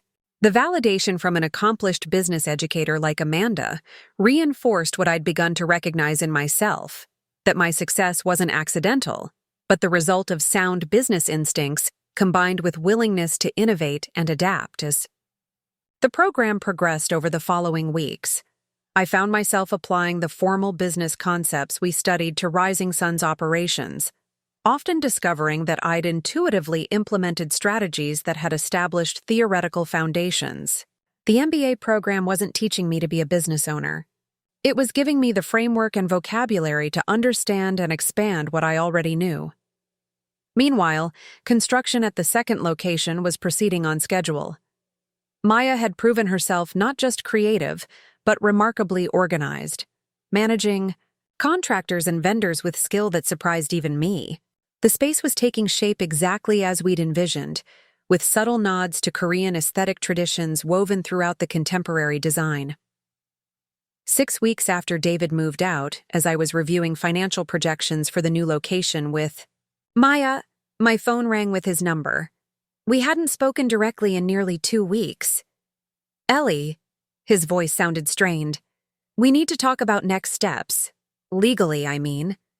The directness was unusual for him. Okay, I agreed cautiously. What? Did you have in mind? I've been talking to a lawyer, he said. They've drawn up initial separation papers.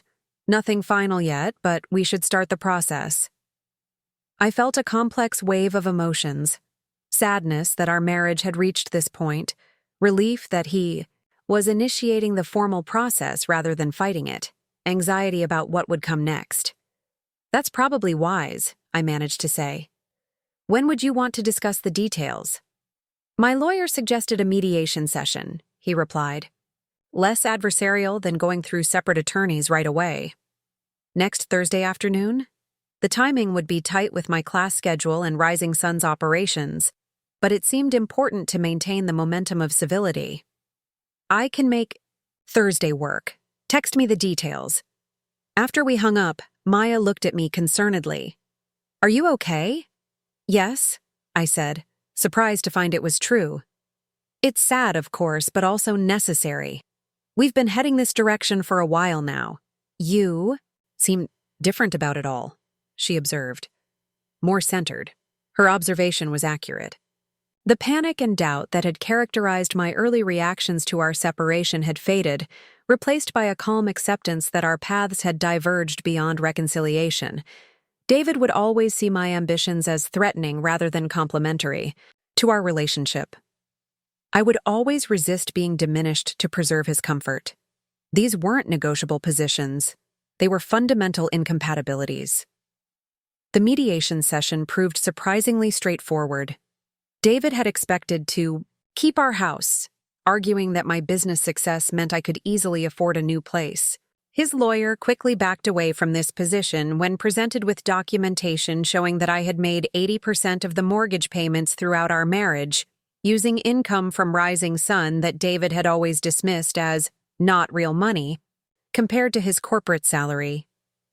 In the end, we agreed that I would buy out his portion of the equity in the house, which was minimal given his limited contributions, and he would retain his retirement accounts and investments.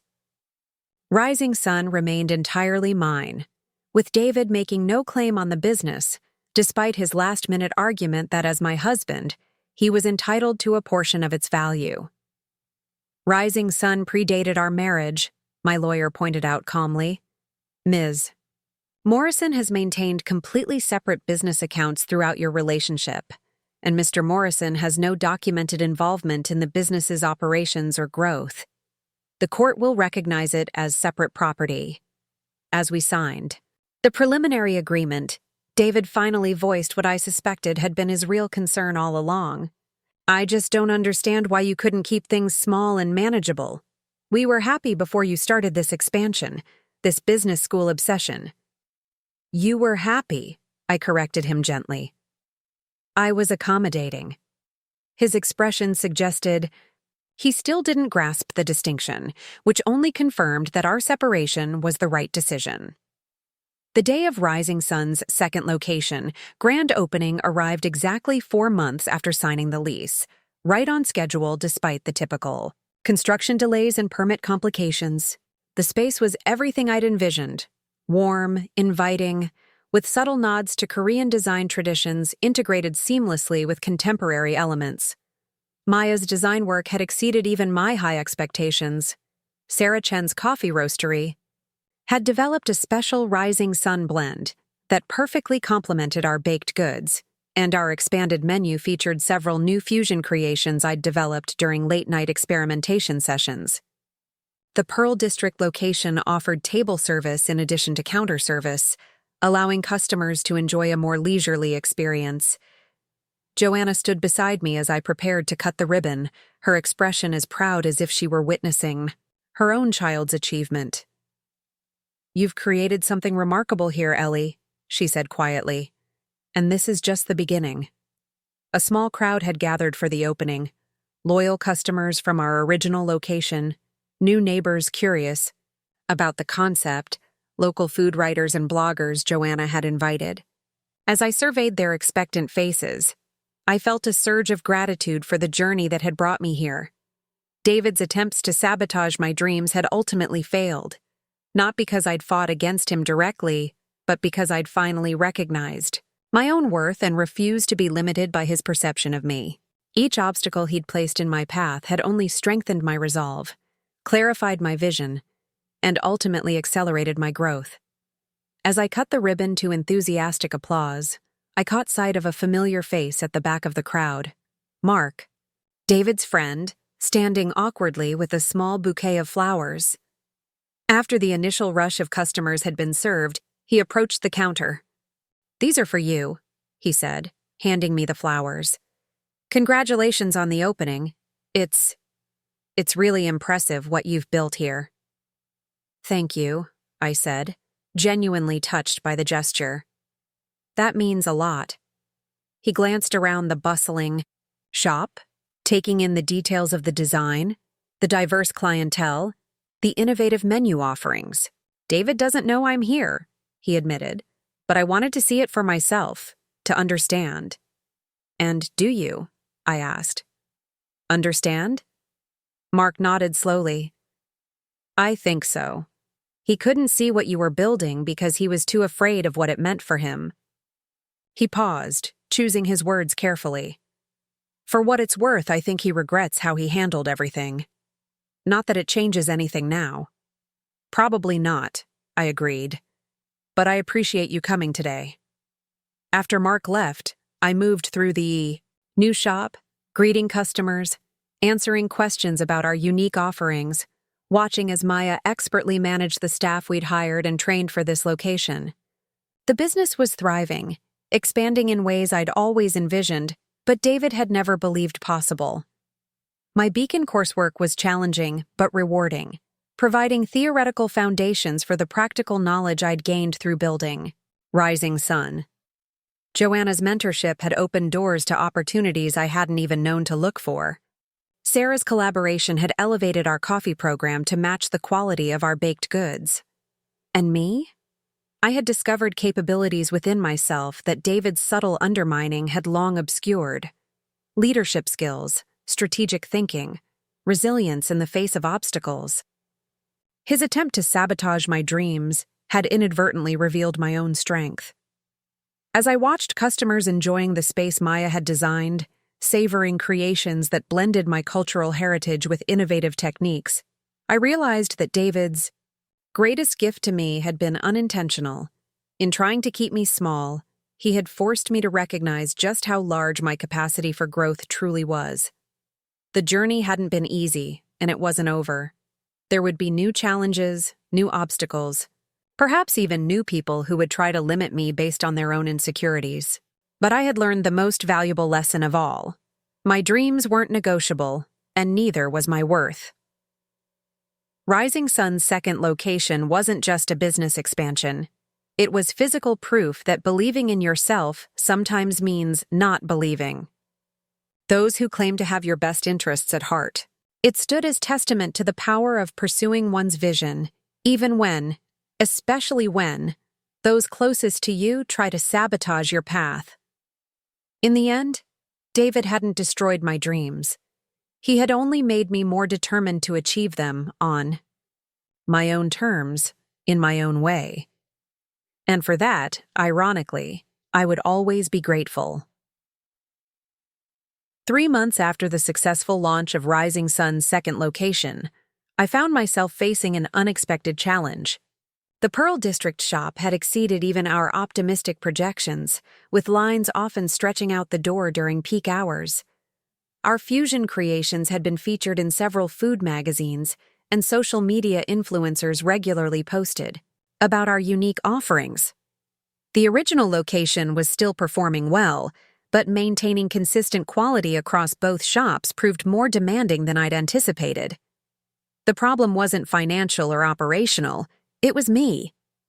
I was stretched too thin, trying to oversee both locations while attending Beacon classes 3 evenings a week and handling the administrative demands of a growing business. "You need to delegate more," Joanna observed during one of our weekly check-in meetings. She'd stopped by the original location to find me frantically training a new baker after our head pastry chef had called in sick. "You can't be in 2 places at once, and you shouldn't try to be." I wiped flour from my hands onto my apron, feeling the exhaustion that had been my constant companion for weeks. I know, but maintaining quality is non-negotiable. Our reputation is built on consistency. "Of course it is," she agreed, "but there are other ways to ensure quality besides doing everything yourself." She studied me thoughtfully. This is a common stumbling block for entrepreneurs. The skills that built your business aren't necessarily the same ones needed to scale it. Her words resonated uncomfortably. I had built Rising Sun through hands-on involvement in every aspect of the operation. Stepping back felt like risking the very qualities that made it successful. "What would you suggest?" I asked, genuinely seeking her guidance. "Start by identifying what only you can do, your unique value to the business. Then systematize and delegate everything else." She checked her watch. "I need to run to another meeting, but think about this. What makes Rising Sun special isn't just your baking skills. It's your vision and creativity. Focus on that and empower others to execute the day-to-day operations." That evening, alone in my office after closing, I created 2 lists: Only Ellie and Not Only Ellie. The exercise was more challenging than I'd expected. I instinctively wanted to place quality control, recipe development, staff training, and customer experience in the first column. But was that accurate? Or was it my reluctance to relinquish control, the same criticism I'd levied at David? The irony wasn't lost on me. I'd resented David's attempts to limit me, yet here I was, potentially limiting my own business by insisting on personal oversight of every detail. As I reviewed the lists, a pattern emerged. The items that truly belonged in Only Ellie involved vision, innovation, and strategic direction. Everything else, even aspects I considered essential to Rising Sun's identity, could potentially be delegated to the right people with proper systems in place. The next morning, I called an emergency meeting with Maya and Jin, our head baker who had been with Rising Sun almost since the beginning. I need your honest assessment, I told them, spreading my lists on the table. I'm becoming a bottleneck.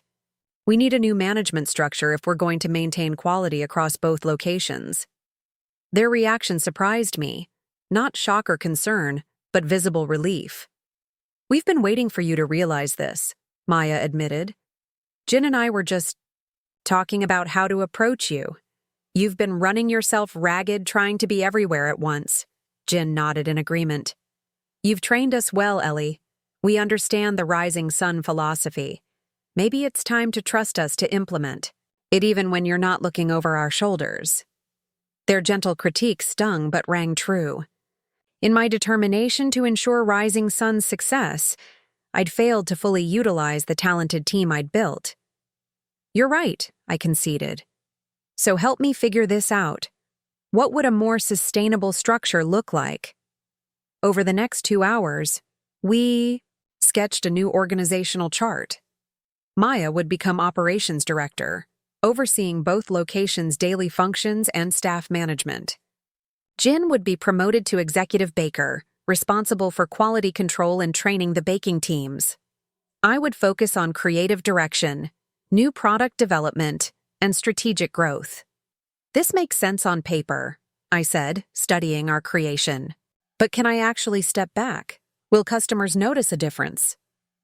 They already don't have you at both locations simultaneously, Maya pointed out pragmatically. And the Pearl District shop has been thriving despite your limited presence there. Think of it this way, Jin added. By focusing on developing new creations rather than executing the established ones daily, you're adding value rather than just maintaining it. We spent the next week documenting processes, creating training materials, and preparing for the transition. I was surprised by how much knowledge existed only in my head. Unwritten recipes, quality standards I'd never formally articulated, customer service approaches I'd developed through trial and error. Capturing these intangibles forced me to clarify my own thinking about what made Rising Sun special. The reorganization announcement was met with enthusiasm from our staff, many of whom saw new advancement possibilities in the more formalized structure. I created a weekly rotation between locations, spending 2 days at each shop focusing exclusively on creative development and mentoring the teams, with the 5th day dedicated to administrative work and beacon assignments. You seem calmer, Dr. Jenkins observed during our monthly advising session at Beacon. Last time we met, you had that frantic energy of someone trying to hold too many things together simultaneously. I've finally taken your advice about delegation, I admitted. It wasn't easy, but it was necessary. She smiled approvingly. That's the difference between being a baker with a shop and being the CEO of a growing company. Different stages require different approaches. She reviewed my latest business strategy assignment. Your expansion analysis is excellent, by the way. Very nuanced understanding of the capital requirements and operational challenges. I've had some practical experience lately, I replied dryly. Indeed. And speaking of expansion, I've been meaning to ask, have you considered franchising? Several of the faculty were quite impressed by your presentation last month. Your concept seems scalable beyond what you could manage directly. The suggestion caught me off guard. Franchising had never been part of my vision for Rising Sun. I'd always imagined a small collection of company-owned shops, each maintaining the artisanal quality and personal touch that defined our brand. I don't know, I said honestly. Wouldn't franchising risk diluting what makes Rising Sun special? Not necessarily, she countered. With proper systems, training protocols, and quality controls, franchising could extend your reach without compromising your standards. Think about it. Your fusion approach deserves a wider audience than just our city. I promised to consider it, though the idea remained unsettling. As I drove home that evening, I realized the source of my discomfort. Franchising would mean truly releasing control, trusting others not just to execute my vision, but to carry it forward in locations I might rarely visit. The prospect was both exhilarating and terrifying. My phone rang through the car's speaker system, David's number. We hadn't spoken in nearly 2 months, communicating only through our lawyers as our divorce progressed. Ellie, his voice sounded different somehow, less confident, more subdued. I hope I'm not catching you at a bad time. I'm driving home from class, I replied neutrally. What's up? I signed the final divorce papers today, he said.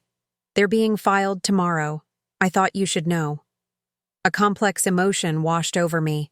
Not quite sadness, not quite relief, but something in between. The formal end of our marriage felt significant despite the months of separation. Thank you for letting me know, I said after a moment. Are you doing okay? A soft laugh, surprising in its lack of bitterness. I'm getting there. Started therapy, actually. Trying to understand why I felt so threatened by your success. The admission was unexpected. That's good, David. I'm glad. Yeah, well. He paused.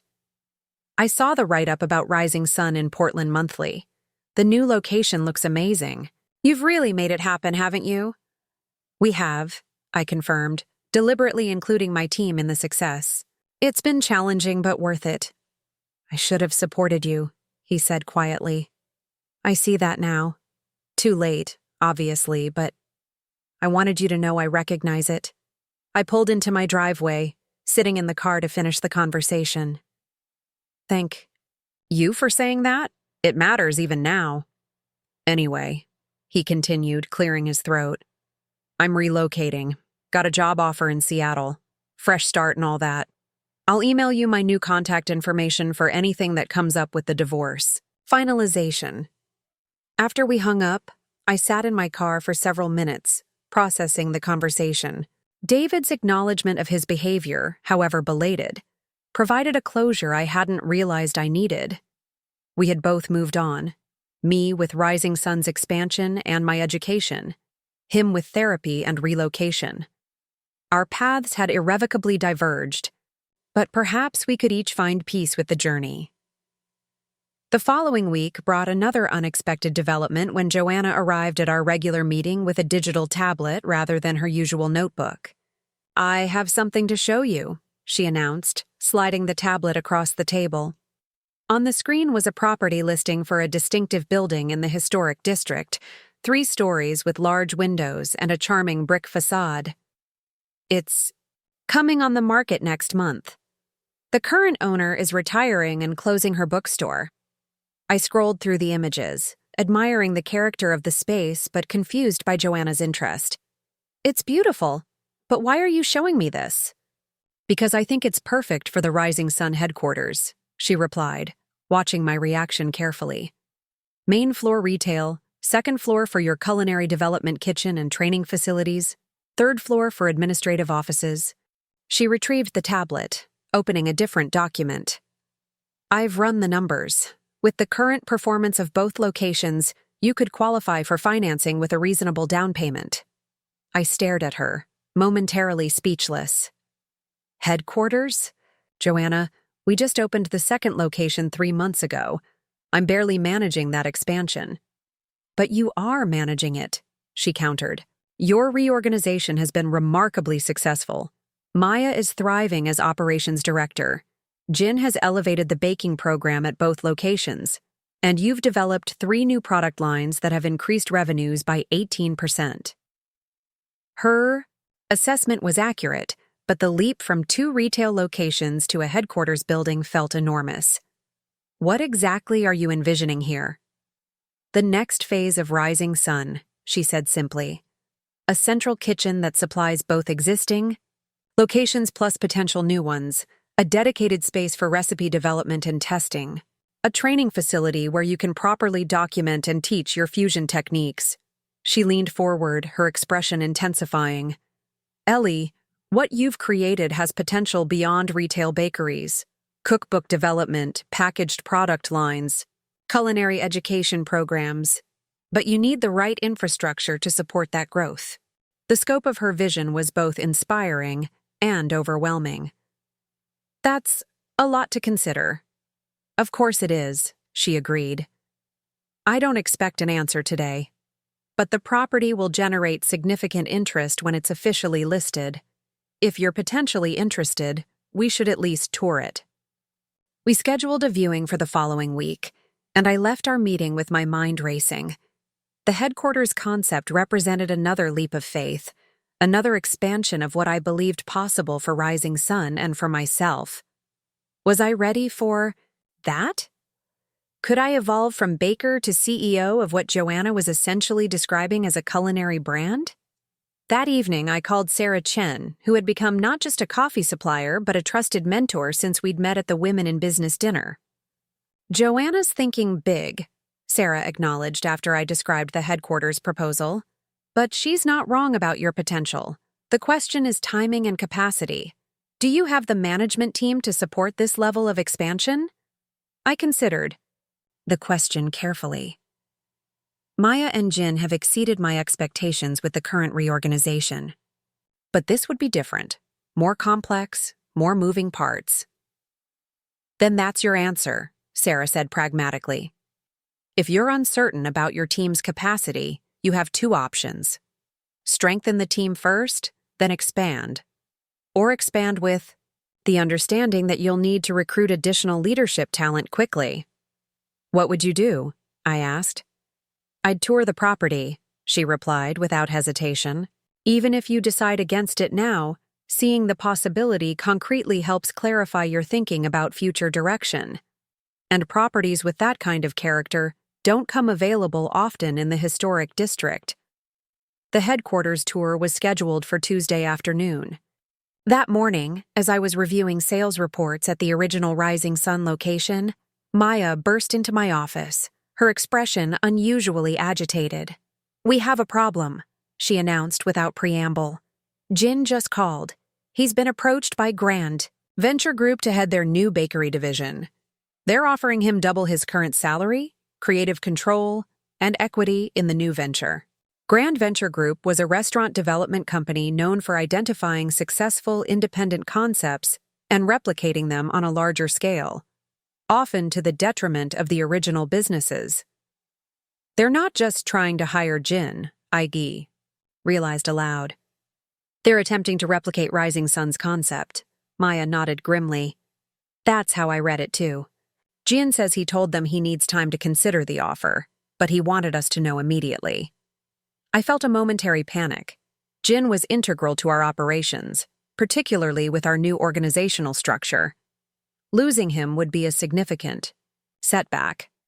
But beneath the panic was a strange pride that our concept was valuable enough to attract corporate attention.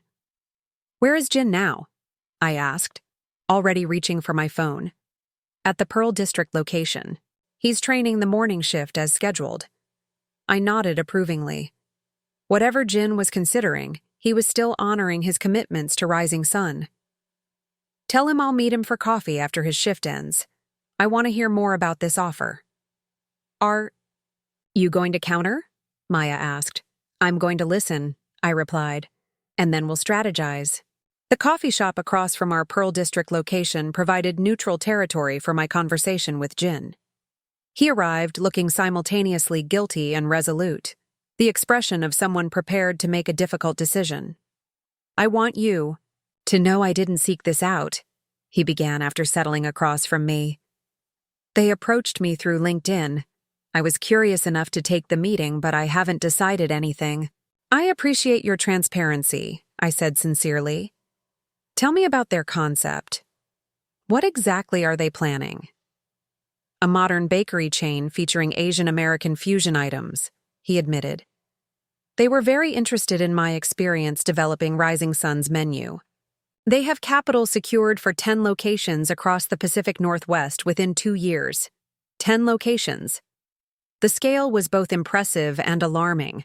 Such rapid expansion would likely compromise quality, but it would establish market presence quickly, and they want you to develop their menu and oversee production, I stated rather than asked. Jin nodded. Plus equity in the venture. It's substantial, Ellie. More than I ever expected to be offered at this stage in my career. I took a deep breath, organizing my thoughts before responding.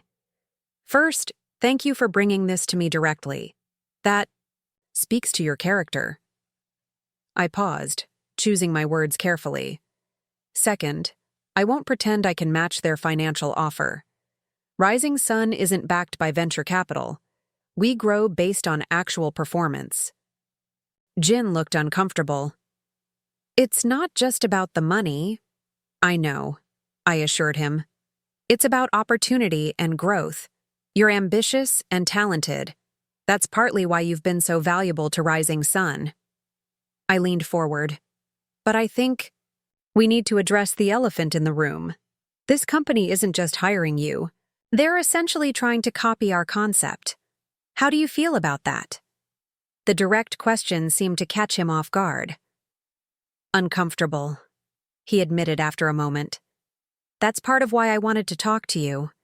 It feels, I don't know, disloyal somehow, even though I've done nothing wrong. You haven't, I agreed. Being recruited isn't disloyal, but I'd like to offer an alternative perspective before you decide. I pulled out my tablet, opening the property listing Joanna had shown me. This is potentially the next phase of Rising Sun, a headquarters with a dedicated development kitchen, training facilities, and infrastructure for growth beyond our current 2 locations. Jin's eyes widened as he scrolled through the images. You're planning this level of expansion? Considering it, I clarified. Nothing is decided.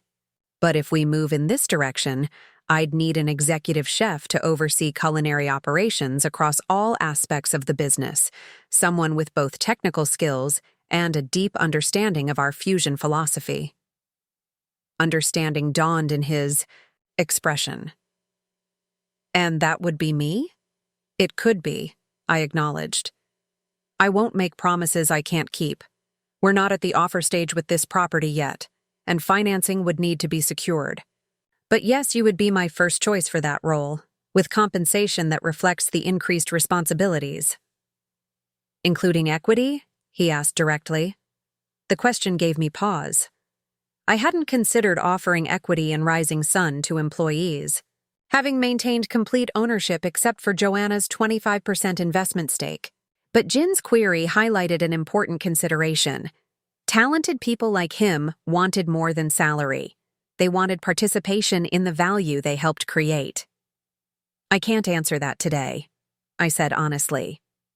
But I'm open to discussing it, as part of a comprehensive expansion plan. What I can promise is that if you stay with Rising Sun, your contribution will be valued and rewarded appropriately. Jin set down the tablet, his expression thoughtful. When will you decide about this? Headquarters concept? I'm touring the property this afternoon, I told him. Initial decisions about feasibility within the next 2 weeks. Then I'll tell Grand Venture I need 2 weeks before giving them my answer, he decided. That seems fair to both parties. I nodded, respecting his approach. Completely fair. And Jin, regardless of what you ultimately decide, I value your integrity and how you're handling this situation. After our conversation, I headed directly to meet Joanna at the potential headquarters building. Our tour with the real estate agent revealed a space even more suitable than the listing had suggested. High ceilings, natural light, historic details that could be highlighted in renovation, and a surprisingly functional layout that would require minimal structural changes to adapt to our needs. The timing feels wrong, I admitted to Joanna as we discussed the property afterward. With Jin potentially leaving and our second location still stabilizing, taking on a project of this magnitude seems risky. Timing is never perfect, she countered pragmatically. But consider this from another angle. Jin is being recruited because Rising Sun's concept has proven valuable. If you don't scale strategically, someone else will fill that market gap with a similar concept.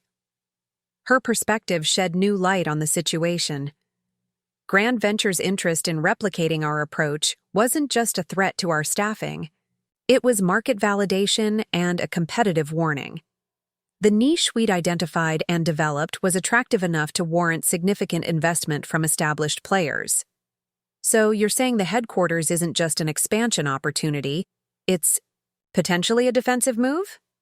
Precisely. Joanna nodded approvingly. In business, sometimes the best defense is a strategic offense.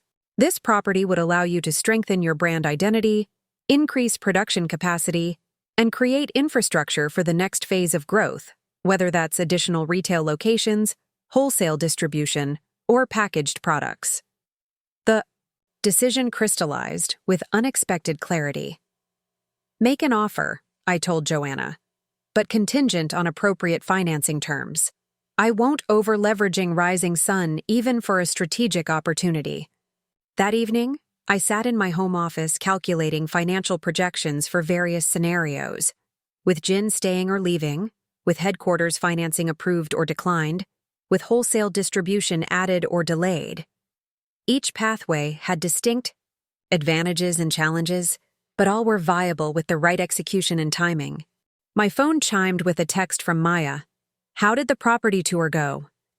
It's perfect, I replied, and terrifying, making contingent offer. Her response was immediate. Yes. When do we tell the team? The question gave me pause. In my focus on Jin's situation and the headquarters decision, I hadn't fully considered the broader communication strategy. How would our staff interpret this rapid expansion? Would they see opportunity or instability? Staff meeting tomorrow morning, I decided. This affects everyone. They deserve to hear directly from me. The following morning, I gathered employees from both locations before opening hours, using video conferencing to connect the teams. Standing before them, bakers, baristas, counter staff, managers, I felt a surge of gratitude for the community we'd built together. Rising Sun is at a crossroads, I began, transparently sharing both the Grand Venture situation, without naming Jin specifically, and the headquarters opportunity. These developments aren't separate. They're connected. Our success has attracted attention from larger companies who want to replicate what we've created. We can either watch that happen, or we can take control of our own growth trajectory. I outlined the headquarters concept, emphasizing both the possibilities it created and the challenges it presented. This will require all of us to stretch and grow. There will be new roles, new responsibilities, and inevitably, some growing pains. But there will also be new opportunities for advancement within a larger organization.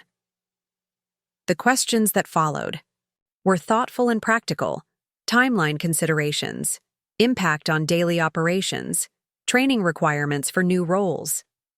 The absence of resistance or fear surprised me. Instead, the team seemed energized by the expanded vision. After the meeting, Jin approached me quietly. I've made my decision, he said. I'm staying with Rising Sun. Grand Venture is offering money and a title, but you're offering something more valuable, the chance to build something authentic from the ground up. I want to be part of that. His decision lifted an enormous weight. I'm glad, I told him sincerely. And I promise we'll have that equity conversation as part of the headquarters planning. As the staff dispersed to prepare for opening, Maya lingered behind. Something changed in you, she observed. When we first discussed the second location, you were excited but anxious. Now you're talking about headquarters, wholesale distribution, and competitive strategy with complete confidence. Her observation made me pause and reflect. She was right. Somewhere along this journey, my relationship with uncertainty had fundamentally shifted. The same woman who had once hesitated to apply to business school without her husband's approval was now making million-dollar property decisions and developing strategies to defend market position. "I guess I finally internalized something Joanna told me months ago," I replied. "She said that in business, waiting for perfect certainty means missing opportunities. The trick isn't avoiding risk, it's calculating it accurately and then proceeding with clear eyes." "Well, it suits you," Maya said with a smile. "This version of Ellie who embraces calculated risks. It's who you were meant to be all along." As I watched her walk away to open the shop, I realized she had articulated something profound. David's attempts to sabotage my dreams hadn't just failed. They had catalyzed my transformation from someone who sought external validation to someone who trusted her own judgment, even in the face of significant uncertainty. The irony wasn't lost on me. In trying to keep me small, contained, and dependent on his approval, David had inadvertently created the conditions that forced me to recognize my own capabilities. Each obstacle he placed in my path had required me to find strength I didn't know I possessed. The headquarters building, which we would close on within the month, wasn't just Rising Sun's next phase. It was tangible proof of how far I'd come from the woman who had once made herself smaller to accommodate her husband's insecurities. As customers began arriving for their morning coffee and pastries, I moved through the shop greeting regulars and checking displays. The business I'd built despite David's sabotage attempts was thriving, not in spite of those challenges, but partly because of them. They had forced me to articulate my vision more clearly, to defend it more vigorously, and ultimately, to believe in it more completely than I might have if the path had been easier. Sometimes, I reflected, the people who try to limit you become the unwitting architects of your greatest expansion. And for that unintended gift, I could almost be grateful. The transition to Rising Sun headquarters unfolded with the controlled chaos typical of any major business expansion. The financing had come through with terms even better than anticipated, thanks to Joanna leveraging her banking connections, and the strength of our financial performance. The renovations began immediately after closing, transforming the historic building into a space that perfectly balanced functionality with the aesthetic that had become our brand signature. Maya oversaw the renovation project with remarkable efficiency, coordinating contractors while still managing daily operations at both locations. Jin immersed himself in designing the culinary development kitchen, creating a space that would facilitate both production and innovation. I divided my time between beacon classes, which were entering their final phase, and the strategic planning necessary for Rising Sun's next stage of growth. "You should consider bringing in a dedicated project manager," Joanna suggested during our weekly meeting at the construction site. We stood in what would become the main production kitchen, surrounded by exposed wiring and half-installed equipment. "Maya is performing admirably, but this is pulling her away from her primary responsibilities running the shops. She's actually thriving on it," I observed, watching Maya across the room confidently directing the tile installers. "I've never seen her more engaged." Joanna followed my gaze thoughtfully. "Then perhaps we need to reconsider her role in the organization. That level of adaptability and multi-domain competence is rare. Have you discussed her long-term aspirations with Rising Sun?" I hadn't, I realized with a pang of guilt. Despite my own experience having ambitions dismissed, I hadn't explicitly explored Maya's career goals beyond her current position. That afternoon, I invited Maya to coffee at a shop deliberately distant from either Rising Sun location, neutral ground where we could speak as colleagues rather than as boss and employee. "I wanted to check in about how you're managing everything," I began, after we'd settled with our drinks. "The renovation oversight, plus your regular operations duties. It's a lot." Maya smiled, a hint of pride visible beneath her professional demeanor. "Honestly, I'm loving it. The challenge of juggling both, seeing the headquarters take shape, while keeping the shops running smoothly, It's exactly the kind of complex problem-solving I enjoy. You're exceptionally good at it, I acknowledged, which made me realize I've never really asked about your long-term goals. Where do you see yourself at Rising Sun in the future? The question seemed to catch her off guard. She took a moment before responding, choosing her words carefully. I've been so focused on executing current responsibilities that I haven't articulated it clearly, even to myself. She paused. But if I'm being completely honest, I see myself in a broader strategic role. Operations director has been an amazing opportunity, but I think my strengths are in integrated systems and growth management rather than day-to-day operations. Her self-assessment aligned perfectly with what I'd observed. What would you think about a chief operating officer position once the headquarters is operational? Overseeing all locations plus the central production facility, with location managers reporting to you? Maya's eyes widened. That's a significant promotion. It reflects the significant value you bring, I replied simply, and the significant challenges ahead as we scale. This headquarters isn't just about supporting our current 2 locations, it's infrastructure for further expansion. How many locations are you envisioning? She asked, her strategic mind already engaged with the implications. 5 within 3 years, potentially, I admitted. Plus wholesale distribution to select retailers and possibly a packaged goods line. Maya nodded slowly, absorbing the scope of the vision. That's ambitious. Exciting, but ambitious. Too ambitious? I asked, genuinely curious about her assessment. Not if we build the right team and systems, she replied after a thoughtful pause. But it would mean evolving from a founder-centered business to a more structured organization. Some things would change. The observation was insightful and slightly uncomfortable. Rising Sun had been my creation, my vision brought to life. The idea of it evolving beyond my direct control carried both promise and anxiety. Change is inevitable with growth, I acknowledged. The question is whether we can preserve the essential character of Rising Sun while adapting its structure and processes. I believe we can, Maya said with unexpected conviction. Because that character doesn't just reside in you anymore, Ellie. It's embedded in how we train our bakers, how we interact with customers, how we approach product development. You've built a culture, not just a business. Her perspective was both reassuring and revelatory. Somewhere in the journey from small bakery owner to expanding entrepreneur, I had indeed created something that could exist beyond my immediate presence.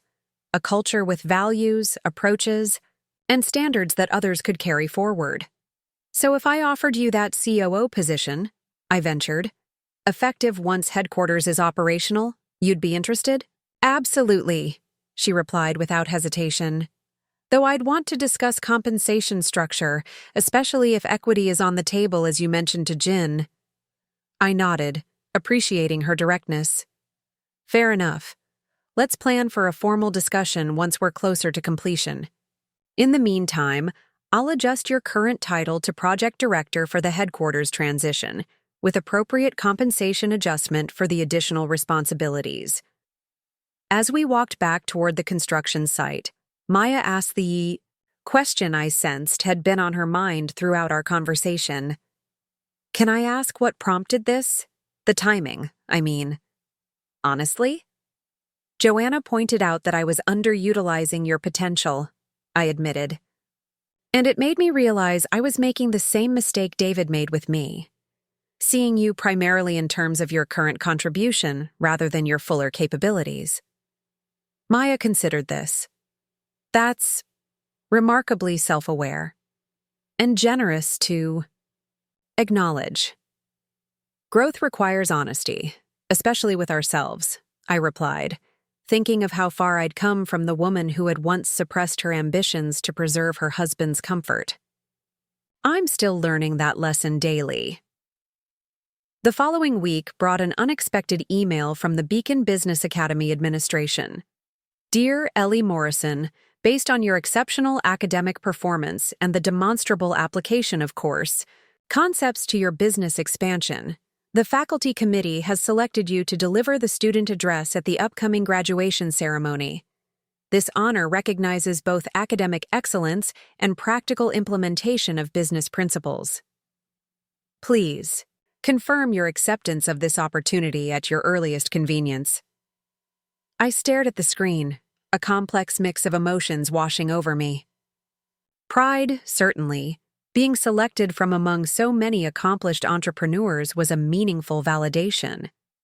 But also a twist of irony, remembering David's dismissal of my business school ambitions, his active interference with my application, his certainty that I wasn't cut out for such pursuits. I forwarded the email to Dr. Jenkins, who had become a valued mentor throughout my Beacon journey. Her response arrived within the hour. Ellie, this is wonderful news, but not remotely surprising. Your capacity to translate theoretical concepts into practical business innovation has impressed the entire faculty. The committee's decision was unanimous. Remember, that imposter who used to sit on your shoulder, whispering doubts about your capabilities? I hope she's finally been silenced. Say yes. Your journey deserves to be shared. Sarah. That evening at home, as I drafted notes for the graduation address, I found myself reflecting on the winding path that had led me here. When I'd first applied to business schools over a year ago, facing rejection after rejection while David quietly undermined my confidence, I couldn't have imagined standing before faculty and peers as an exemplar of academic and entrepreneurial success. The pattern was becoming clear. Each obstacle David had placed in my path had ultimately propelled me forward, forcing me to find resources, resilience, and determination I might never have discovered otherwise. His attempted sabotage had been the resistance against which I'd strengthened my resolve, like a muscle developing through opposition. The headquarters renovation progressed ahead of schedule, thanks largely to Maya's exceptional project management. By early April, the main production kitchen was operational, allowing us to begin centralizing baking operations for both retail locations. Jin had assembled a talented production team, implementing systems that maintained our quality standards while significantly increasing output capacity. The grand opening was scheduled for May 15th, coinciding with my graduation from Beacon. The timing felt symbolic, both representing the culmination of journeys that had begun in the shadow of David's doubt and discouragement. A week before these milestone events, I received another unexpected email. Ellie, I hope this isn't unwelcome. Mark mentioned the headquarters grand opening. He follows Rising Sun on Instagram. I wanted to congratulate you. What you've built is truly impressive. I'm still in Seattle, doing well with the new position and continuing therapy.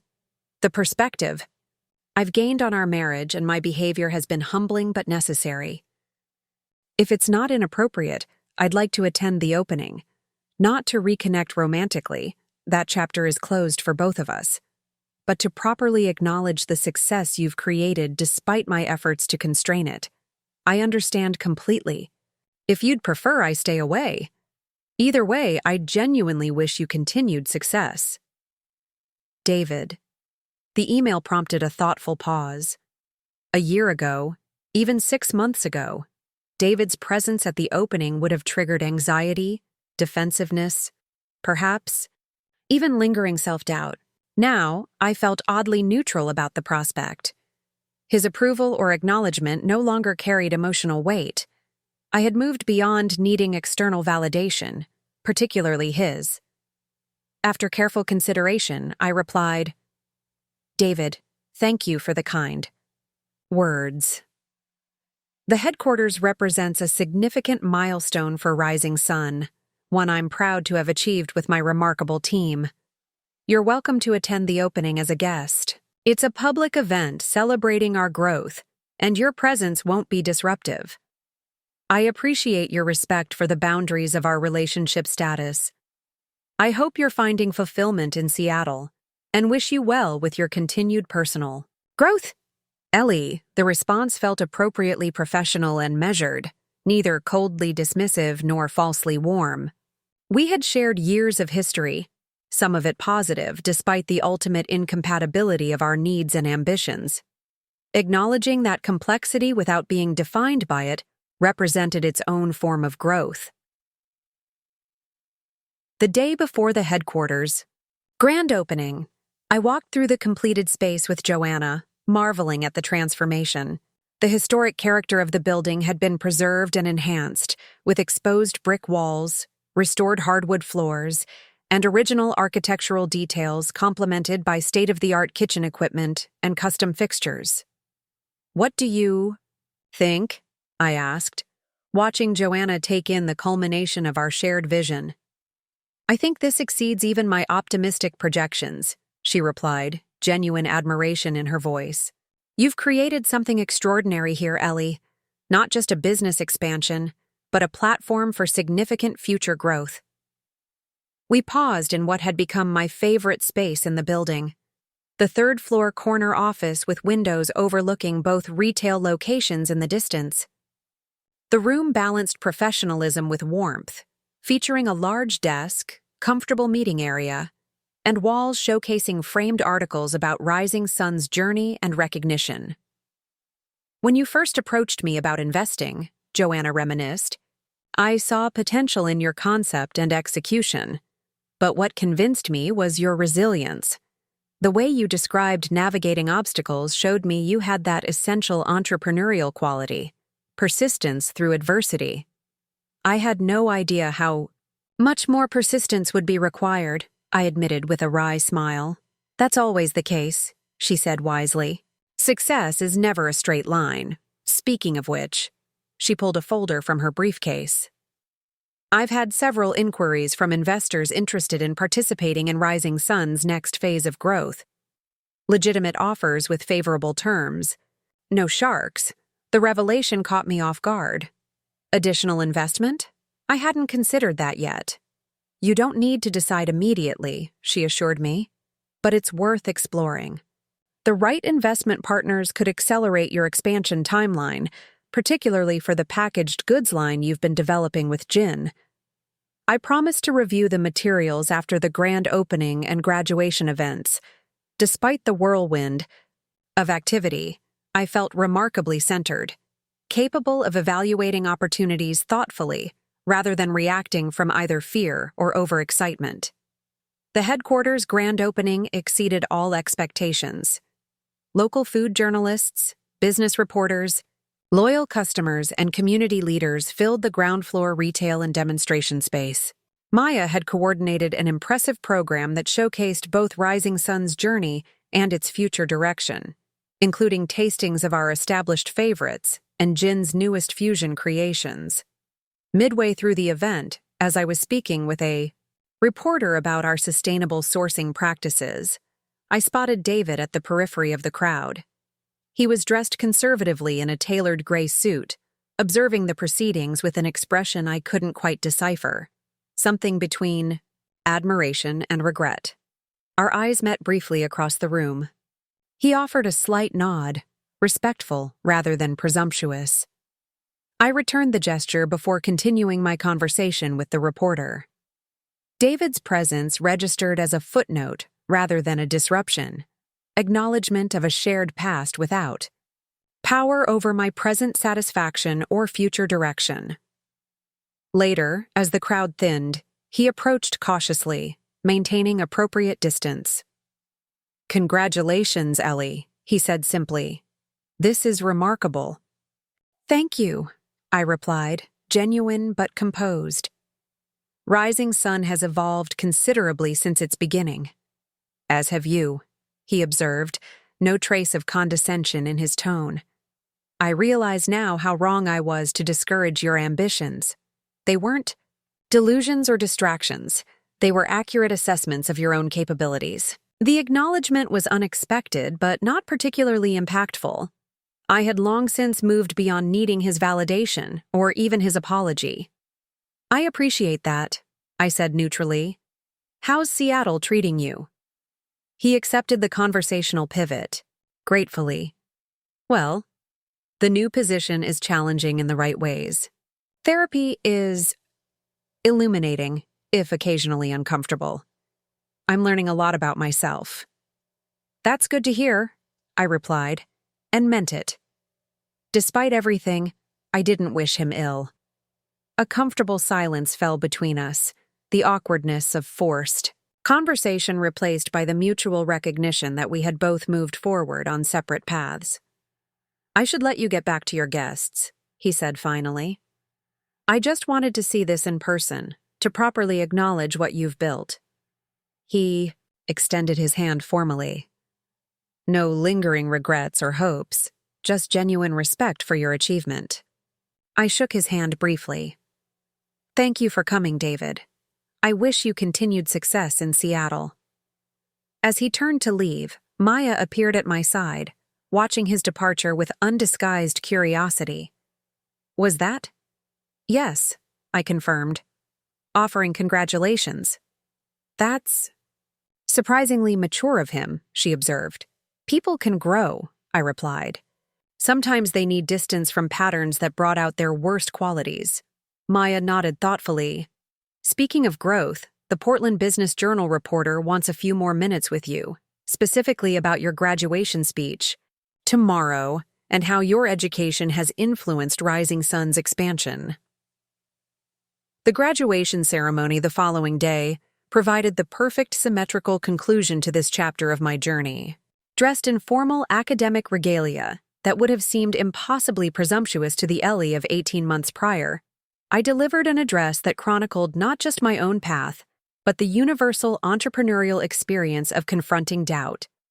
Both, external and internal, on the road to realizing one's vision. The most valuable lesson from my Beacon experience, I told the assembled graduates and faculty, wasn't found in textbooks or case studies, though those were undeniably valuable.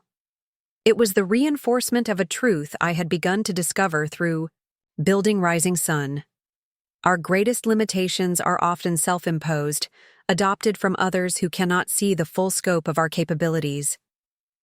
From my seat on the stage, I could see Dr. Jenkins nodding approvingly in the front row, alongside Joanna, Maya, and Jin, the support network that had helped transform Rising Sun from a single bakery to an expanding culinary brand with headquarters, production facilities, and ambitious growth plans. Each of us arrived at Beacon with different backgrounds, different businesses, different challenges, I continued. But we shared a common understanding that growth requires both learning and unlearning, acquiring new skills while shedding old limitations.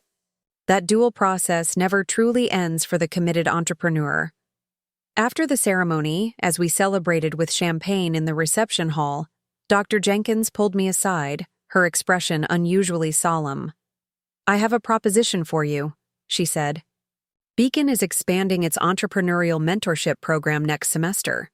We're looking for successful graduates to serve as adjunct instructors, teaching one evening course per week. Your journey from single location to headquarters, particularly navigating the obstacles you faced, would provide invaluable perspective for our students. The invitation was simultaneously flattering and intimidating. I'm not sure I'm qualified to teach, I admitted. I'm still learning myself. The best teachers always are, she countered, and you've demonstrated exceptional ability to translate business theory into practical application. Think about it.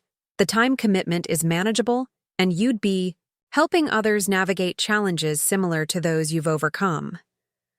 I'll consider it seriously, I promised, recognizing the synchronicity of potentially becoming the mentor I had once so desperately needed.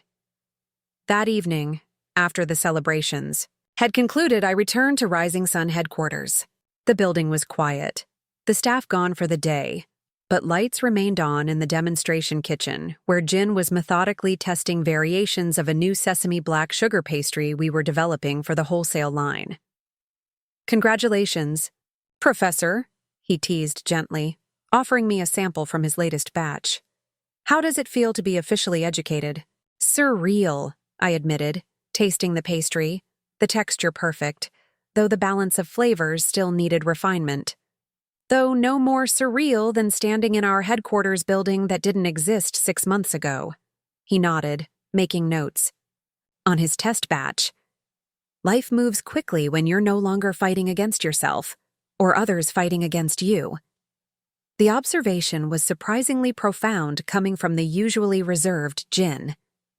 You're right, I acknowledged. Once I stopped trying to accommodate David's limitations on my ambitions, everything accelerated.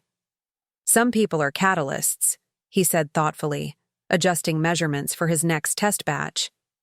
They help you become more than you are. Others are constraints. They need you to remain as you were, to validate their own choices.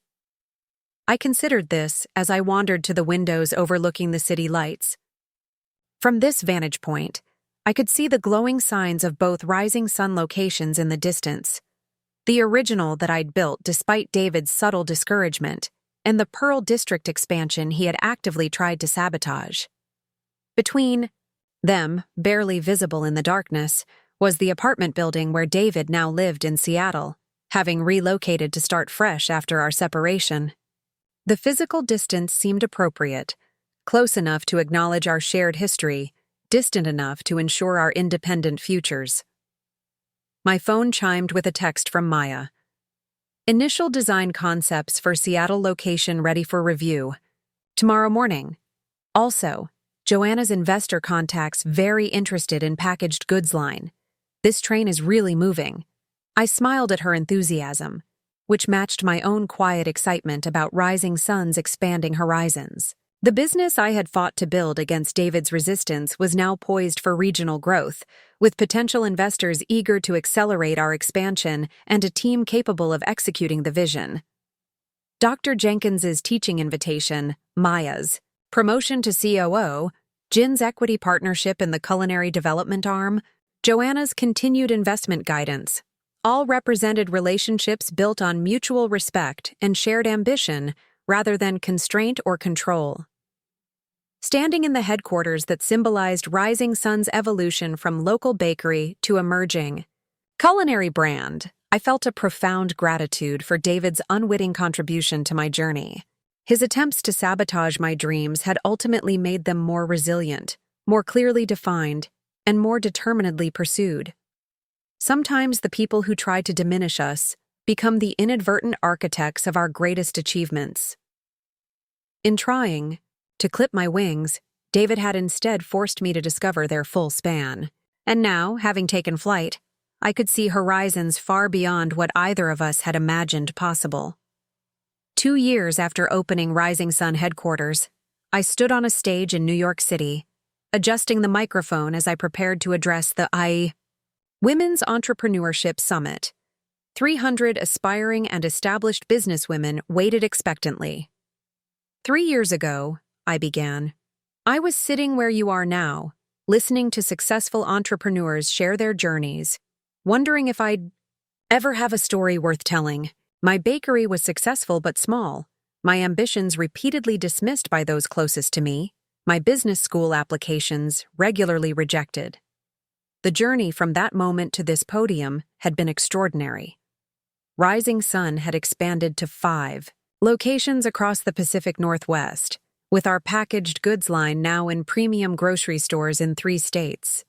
The investment round Joanna facilitated had funded our production facility expansion, allowing us to meet growing wholesale demand.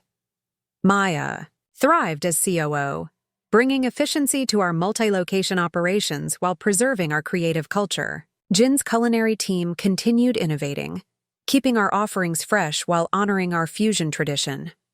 My role focused on strategic direction and vision, with occasional teaching at Beacon Business Academy.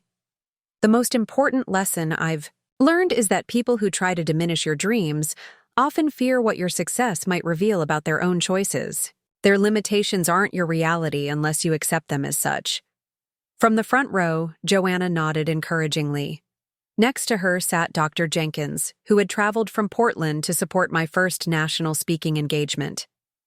As I concluded my presentation, I noticed a late arrival in the back row, David.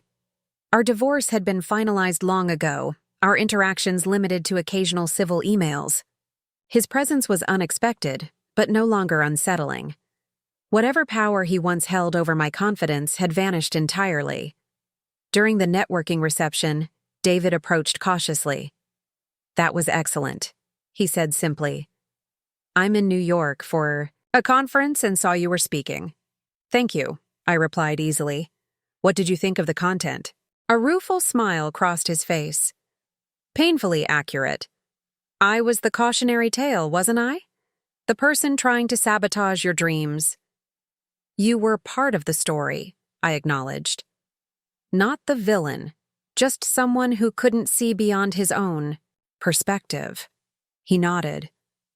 "For what it's worth, I tell that story in therapy too, but as a regret, an example of how insecurity can make us undermine the people we claim to care about.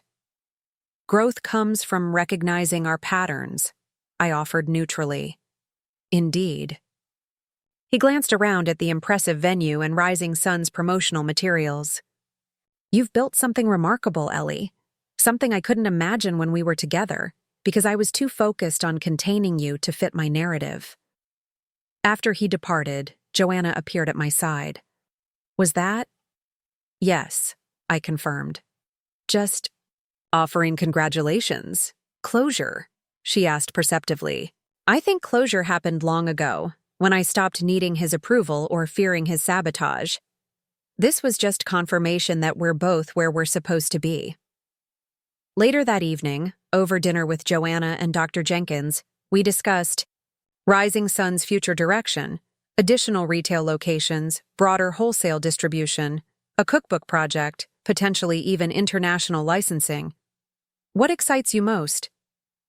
Dr. Jenkins asked, cutting through the strategic analysis to the heart of the matter. I thought carefully before answering. "The education foundation we're developing, using Rising Sun's success to fund culinary scholarships for young women from backgrounds where entrepreneurship isn't encouraged." Joanna smiled. "The perfect full-circle moment, creating opportunities for others facing the same barriers you encountered." The Rising Sun Foundation launched 6 months later, providing scholarships, mentorship, business education, and practical experience for young women with culinary entrepreneurship aspirations. Our first cohort included 10 talented individuals, whose families, partners, or communities had dismissed their ambitions. At the Foundation's inaugural event in our headquarters demonstration kitchen, I shared my journey with these young women. Looking at their hopeful faces, I recognized the significance of representation, of showing rather than just telling what was possible. "The people who try to sabotage your dreams," I told them, "often become the unwitting catalysts for your greatest achievements. Every time someone tells you to think smaller, let it fuel your determination to think bigger." As they practiced fusion techniques under Jin's guidance, I observed the scene, Rising Sun's journey coming full circle. From a dream others tried to diminish to a platform for nurturing dreams others might otherwise extinguish. My phone buzzed with a text from Maya. "Seattle location just had record sales day. Also, major national retailer interested in carrying our packaged line." I smiled at the continued momentum of the business I'd built, despite, perhaps even because of, the obstacles placed in my path. David's attempts to sabotage my dreams hadn't destroyed them. They had clarified and strengthened them, forcing me to develop resilience that now served as both foundation and example for others. Sometimes the greatest gift we receive is the challenge that reveals our true capacity, not just to achieve our own dreams, but to create pathways for others to achieve theirs. In that unexpected way, even sabotage can become a stepping stone to success beyond what we initially imagined possible. Looking around at what Rising Sun had become, not just a business but a movement, I felt profound gratitude for the journey, with all its difficulties.